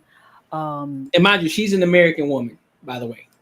Okay. Jim Crow, and or living in the Jim Crow area. So when I've heard this topic or this subject on there's no such thing as white supremacy, I said, well, what about the Aryan race or the Brotherhood? What about the KKK? Aren't they part of the white supremacy group? Aren't these the folks who made it very difficult for Black people in the South during the Jim Crow era and the civil rights? You know, these are a system that was in place for white people or people who were in power to make it very difficult for people of color. Yes, it is. Everything you've said is true. Mm-hmm. When I say there's no such thing as white supremacy, I'm simply asking people to help define for me. When you use the word white supremacy, you're saying that white people think, or you're saying they are superior or supreme? Because the word supremacy, I think, comes from the fact that somebody is supreme. So is it an affirmation? Is it a question? Or is it an accusation? What is it when they say white supremacist? The truth is, not every child gets the chance to go to the movies. In North America alone, more than 20 million. Well, that's a good evaluation. I would say white supremacy from the way I see it, or the way it's been defined to me, or maybe the way I evaluate the whole concept, is a group of white people believing that they're superior and they don't want any exchange with people like me or people of color. Or it could be extended to other folks as well. A certain group of white people who believe that they are superior. Yes, you said. And where might we find these kind of statements made by one particular person, a group of people? Where is it? Are they the ones saying it? Because when I came to the United States of America, it's like you said, I came to the United States of America. I never heard. I've lived in a white town for 5 years, Westport, and I've lived in a black or mixed town, which is Bridgeport, and I've traveled in the United States. I've never met a white person who said to me or to anybody or I hear say, I'm superior, therefore you can sit in my car. Okay? So where did it start? Who said it? Who said that? Okay, what does the white supremacy do? You see, when people when you say something like atheists and theists have only two things. Atheist says, I can't see God, therefore there is no God, right? A theist would then try to, say he hasn't revealed himself to you. One, white supremacists. Is this an institution? Is it a building? Do they go to work? Do they have a hierarchy? What do they do on a daily basis? And what do they do that affect people, as we said, negatively? Who said white supremacy? The white men said it, or we made a conclusion that their behavior is because they think they're superior? So, I mean, I don't know when the term was actually coined, white supremacy, but that's what they've been called for since the 19th century. That's correct. That's what they've been called. Yes. And so this is what we call them as well. That's correct. That is what they've been called.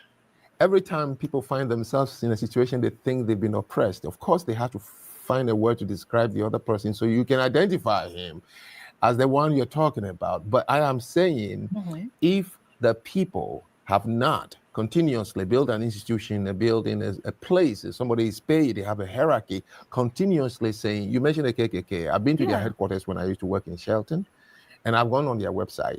They simply said that they believe that white should remain white. They don't want to mix their race, and therefore they don't encourage interracial marriage.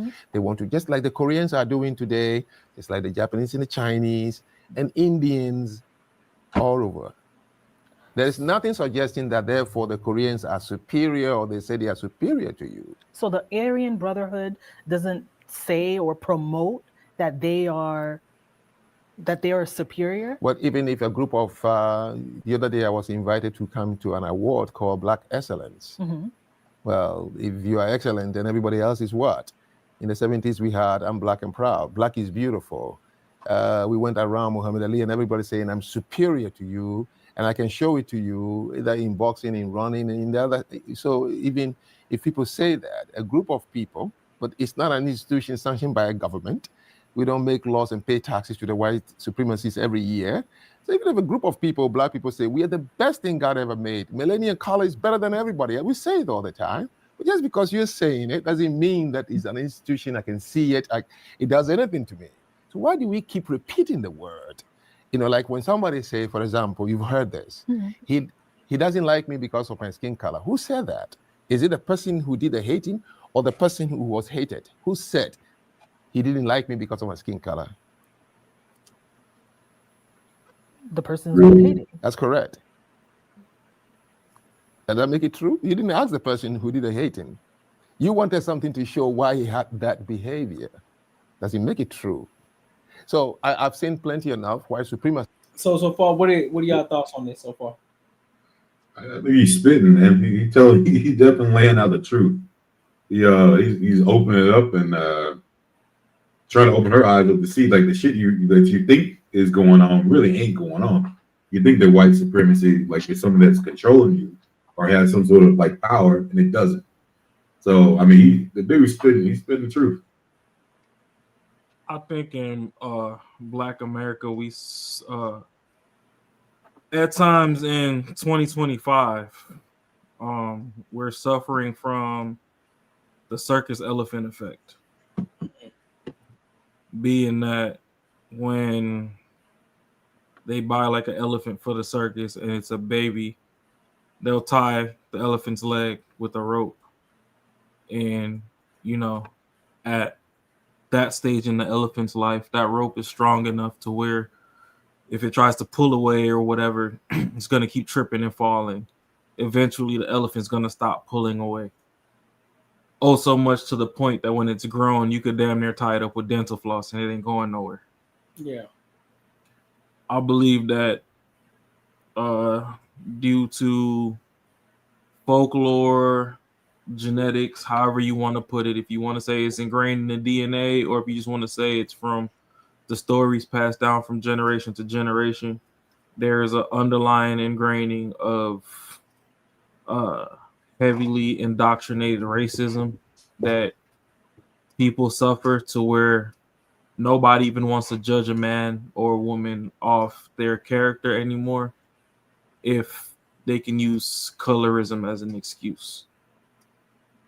So that being said, sometimes you might run into a ill-acting white male or female, and you just be like, "Oh, well, they're white, I'm black. Fuck them. They don't like me. They're racist." And it's like, that motherfuckers ain't got no home training. Like, you could have been white and they would have treated you the same way.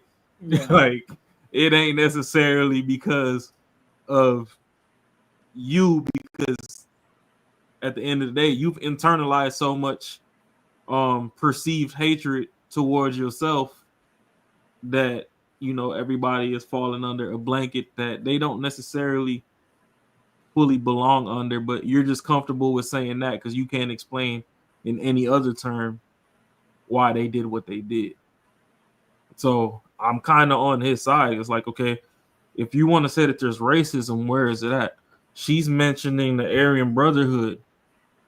We don't run into them cats in the streets. Right.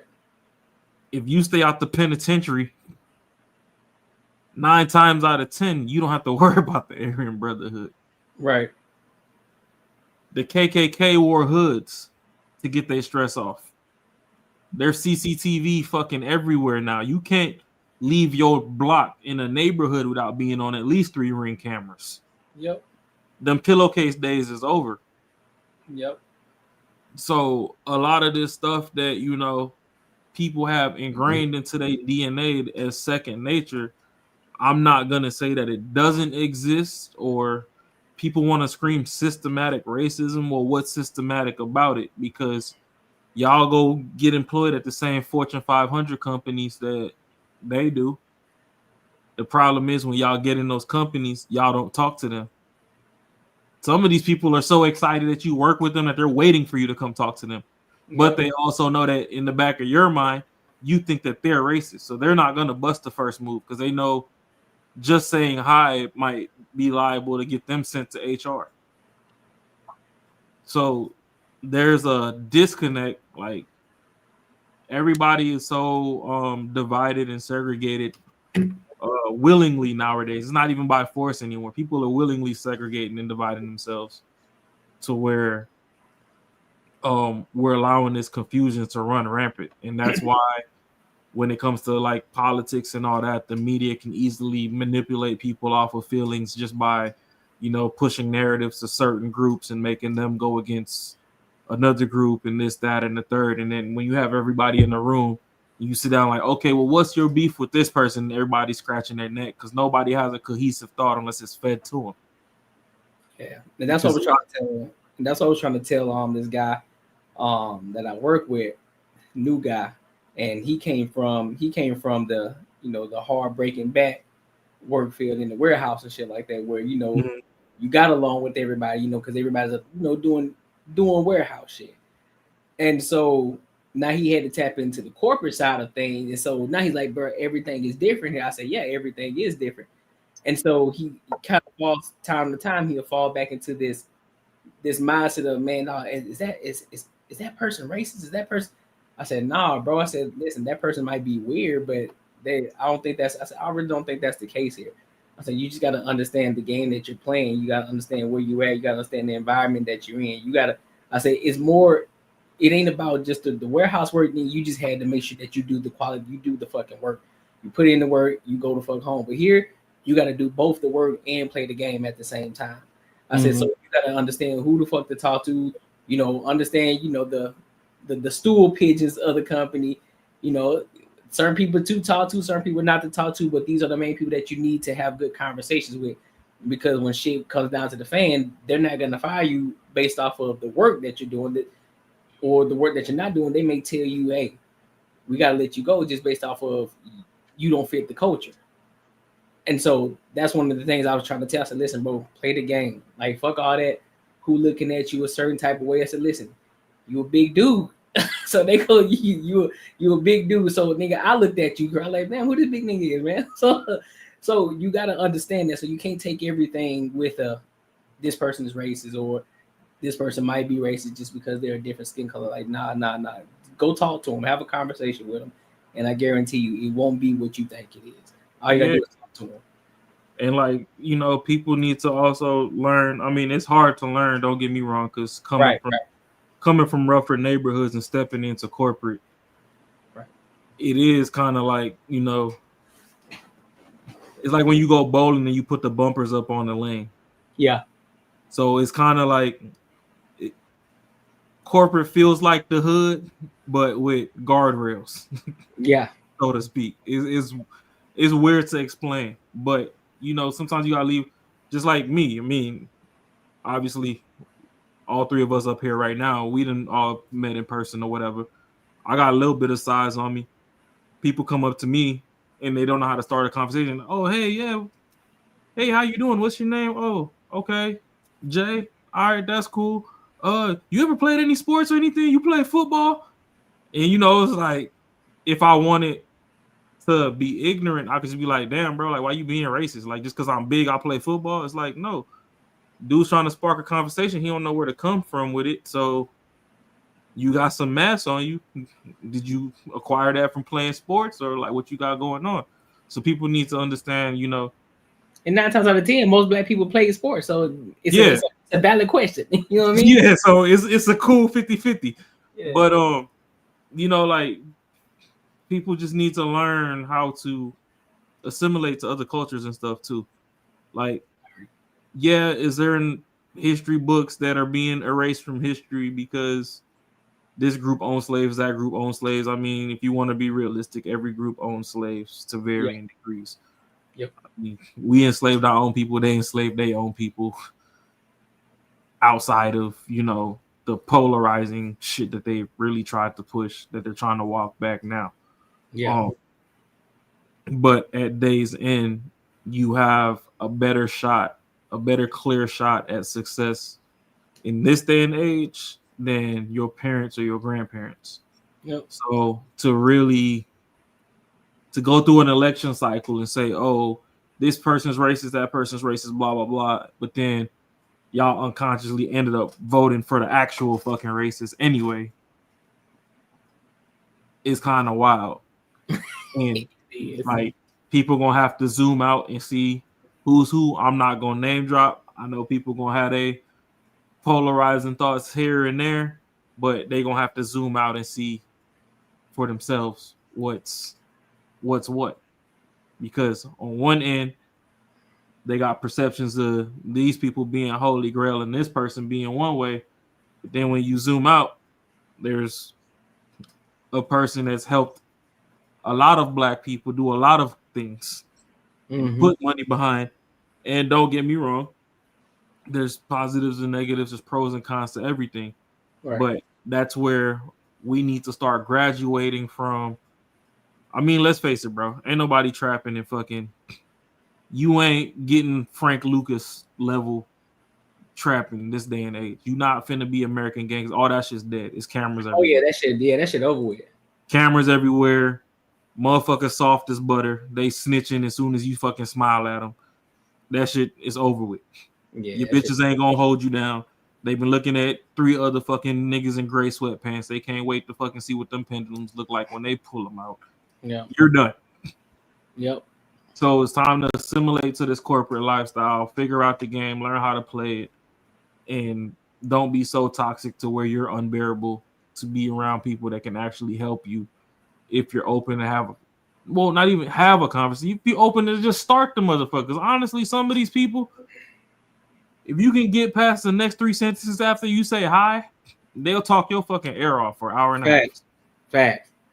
And there's so many gems and so much game you can get in between there if you know what to look for and what to pick up. That, you know, it can help you in the long run. And then that's what we need to dive back into the each one teach one. Because when you gonna learn something over there that can help you, if you implement it, it helps you, bring that shit back to the hood. That's a fact. I agree, bro. I agree with that 110%. And bro, and it may be crazy, it might be something I need to say on the back end, but at the same time, I'm still hold on, let me fix that real quick. You bet. But I'm still on the same tip of making the right connections and plays, even with this YouTube shit. Yeah. To bring it back to the family. You know what I'm saying? So fuck that. But that's the thing. If I go out and I run across somebody that got 300,000 subscribers and they from Arizona, I'm not gonna talk to them just because they white. Like, no. Like, you got that buddy that be going down to ASU and stuff and be like, oh, if you can catch this, you can have it. Right. Motherfucker be throwing iPhones and shit. If I run across him in the taco spot, bro, I'm finna buy your tacos. Facts. How many tacos you eating today, bro? Oh no, you ain't got it. I know I don't have to, but I'm trying to have a conversation with you. So while we wait, to show that I ain't trying to leech off some fucking free time, boom. My act of service to you is I'm gonna pay the tab, and while we wait for this shit to get made, let's see what conversation we can have in 3 minutes that's productive. Yep. And go somewhere. Or you can just be like, oh, he white, he racist, and you can hold your tongue, and then there go your blessing. You don't know why God put you in the room with certain people. But then again, not everybody is spiritual, but you don't know why the universe brought you there. I don't care if you gotta rub your pet rocks or believe that Pluto's in Gatorade. It is what it is. So I don't know. I believe the world is wide open nowadays. We got the internet, all that. At this point, y'all finna say the robots is racist next. If y'all can get along, for real, we got 5 to 8 years before they take over and they run in the streets. Yeah, but I seen a drone today delivering some shit when I was out with my homie earlier that's visiting from Ohio. We went to Ojo Locos, and while we was leaving, there was a Amazon drone going back to the warehouse to go get ready to deliver the next package. Y'all went to Ojos Locos? Hey, the one that I went to today. Yeah, we gotta go through there. Which one? The one in Tempe? Nah, this the joint. It's closer to you. It's off 75th over by the mall over there. Oh, I know. Yeah. I've been in that one before. Yeah, they premium in that one. I've been in there before. Yeah. But me and Mark used to work at the same spot. We used to go over there. We used to go over there during lunch. Yeah, so that one nice. Oh yeah. Yeah. Yeah. They got the robots there, Joe. Already? Yeah. Oh man. But I'm not gonna hold you. I was in Heathrow in 2005, and I ordered my McDonald's off the kiosk. Mm. There was only one person. He was kind of just only helping like elderly people. Everybody else, you have to order off the kiosk. Yeah, that was way before the shit became common here. Now you go into Taco Bell and everywhere, and they got the kiosk and all that. Yeah, true. But I mean, the shit's coming. It was like, okay, you gonna say that shit's discriminating? They systematically programmed it to be race. That's what they're gonna say. Nah, they systematically programmed it to bitch slap the motherfucking brokies. Damn. But like, even she's saying that they got the robots over there. Like on my side of town right now, they're starting to have the DoorDash robots that actually drive in the street. Oh so shit! It's like, it looked like a little Fisher Price size car. You remember the little car? Yeah, it's around that size, and it actually drives in traffic. Yeah, and it'll pull up on you and drop your shit off. It ain't them little tiny ones that what was it? I think Venezia Pizza had. Mm-hmm. They used to ride the sidewalk like, nah, these motherfuckers is in the street.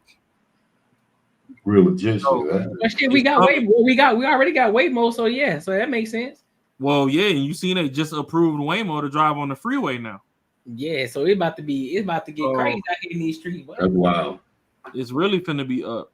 I ain't gonna lie, I gotta get it. I gotta try that way more though. I gotta hop in that bit one time. Yeah, I need to try it before I get some ops. Hey, for real. Well, no, cause see, on one side, I won't mind like trying the technology and stuff, but then on the other side, I'm like, there's also the toxic side of the internet. Yeah. How do I know I ain't got beef with somebody that could figure out which Waymo I'm taking and just fucking hack the shit and drive it off a bridge? See, that'd be some bullshit. See, it will, but we watched the movies leading up to here. It's just everybody done forgot what they watched by now. That's facts. It ain't gonna take. That's why, like, fucking what you call it on Total Recall and all that shit, man. Yup. Because with Sylvester Stallone and Wesley Snipes, I forgot the other one. That was Demolition Man. Yeah, Demolition Man and all that shit. Yeah, bro. Cause see, I'm at a crossroads now because I like to travel. Right. Especially internationally, because I like enjoying other cultures and whatever. So there was a lot of the planes that are kind of out right now, they're still run off floppy disk. Mm-hmm. I'm perfectly fine with that. Right.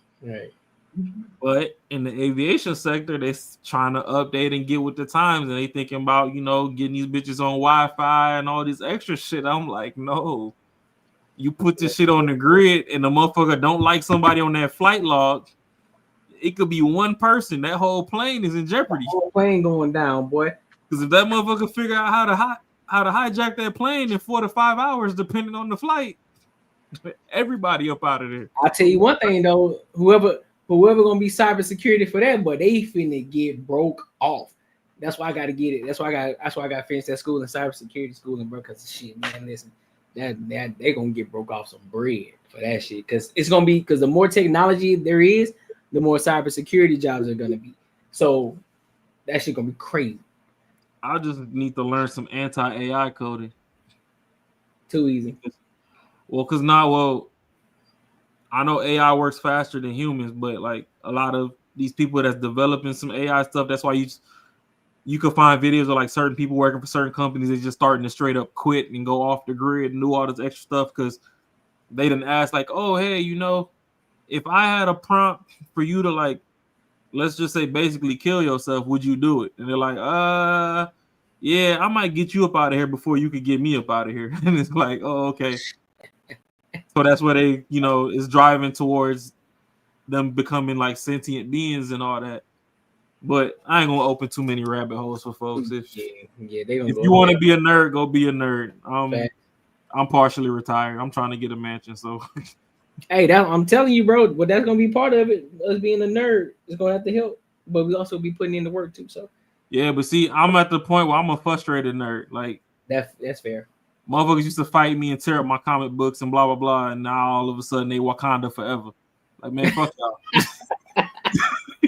Man, bitch, I'm still pissed about my books. Fuck wrong. Yeah, some of them comic books I had, I can sell for $300-400 an issue right now. But nah, your bitch ass wanted to come rip pages out the shit. You want to be a bully and shit. All right, I see what type of time. Now that it's trendy, you talking about, oh, where the African store at? I need to buy a dashiki to go watch fucking Black Panther. No, you don't. That shit was created by the white man, and you talking about y'all don't like. Dashiki. Y'all don't like white people, but y'all go watch all these Marvel movies talking about how marvelous it is. You trying to be having full debates. Who's stronger, who better, who all of them. Y'all done call these people African booty scratchers y'all whole life. Now y'all trying to go wear dashikis to go watch a movie. And it ain't even about them. Go on somewhere. Go about your business, bro. Nobody want to hear that shit you talking about. Get out, like, man, get the fuck out of my face. All right. Any final thoughts? No. My final thought is Jazz. We ain't got no $1,500 finder's fee or whatever, but we do have an open seat for you if you ever want to come up here and shoot the shit. We don't bite. And I might. You say something crazy. See, the thing with Jazz is I don't really think she be meaning to say crazy shit. She just That's the bad part. She got but that's the bad part. She just needs somebody to take time with her, you know. Well, apparently her man doing that. Look at he like. Yeah. I was gonna say some shit, but I ain't gonna blow up nobody's spot. So I'm proud of him. He said, "I'm proud of you, bro. I'm proud of you, big dog." I'm proud of him. You got a good one. She a baddie. It's just the thought process. The thought process needs some massaging. That's all. That's crazy, hell, boy. Crazy shit. Marcus, you got any final thoughts, bro? No, man. I think we wrapped it up. Yeah, man. That was a good show, bro. Like, we got on some real good topics. But no, I got no final thoughts on that one. Oh, what's up? And happy birthday, belated birthday, whatever, to our panelist Ashley. Shout that out. Shout out to Ash. And, happy week of stress to my boy Macaroni Tony. Oh my God, boy. He's into it though. We got some shit going on, yeah. When duty calls, duty calls. But shout out to the panelists that couldn't make it on tonight. No, I'm saying that's resting in peace right now. They had other obligations. For show passed out. You can't hit that live button though. Shit, to be honest, I don't even think he passed out. His ass probably still working right now. Oh shit! That boy getting to that chicken. Yeah. All good, my people. Well, I appreciate y'all for coming to kick it with us. Of course, we always have a dope show. We thank y'all for tapping in. It's a question right there. When do you usually post the show? Oh shoot, man! I post the show typically maybe at the latest 3 hours before 7:05. So you can look for around 4:05, but we start at 7:05 MST. Yeah, Mountain Standard Time. So adjust for. And so I go live. So the panel, like right now, it's every Tuesday, 7:05 p.m. And then I go tomorrow, which is solo, and Saturday as well. Tomorrow, 7:05 p.m. And then on Saturday, it's either going to be 7:05 or 9:05 p.m. I'm still twiddling between those two time frames, trying to figure out which one going to work best. But and you still dropping the premiere? Yeah, still gonna drop. Yeah, I still drop the premiere. Yeah, so it premieres as well. Yeah, I drop premieres too. So, but if you subscribe, hit the subscribe button twice so that your notifications get cut on, and then it'll actually send you an alert when hit the notification bell when we go live. So I appreciate you for asking that Green Banger 2K. Appreciate your question, big dog. But yeah, man, I appreciate y'all. And until next time, man, I will holler.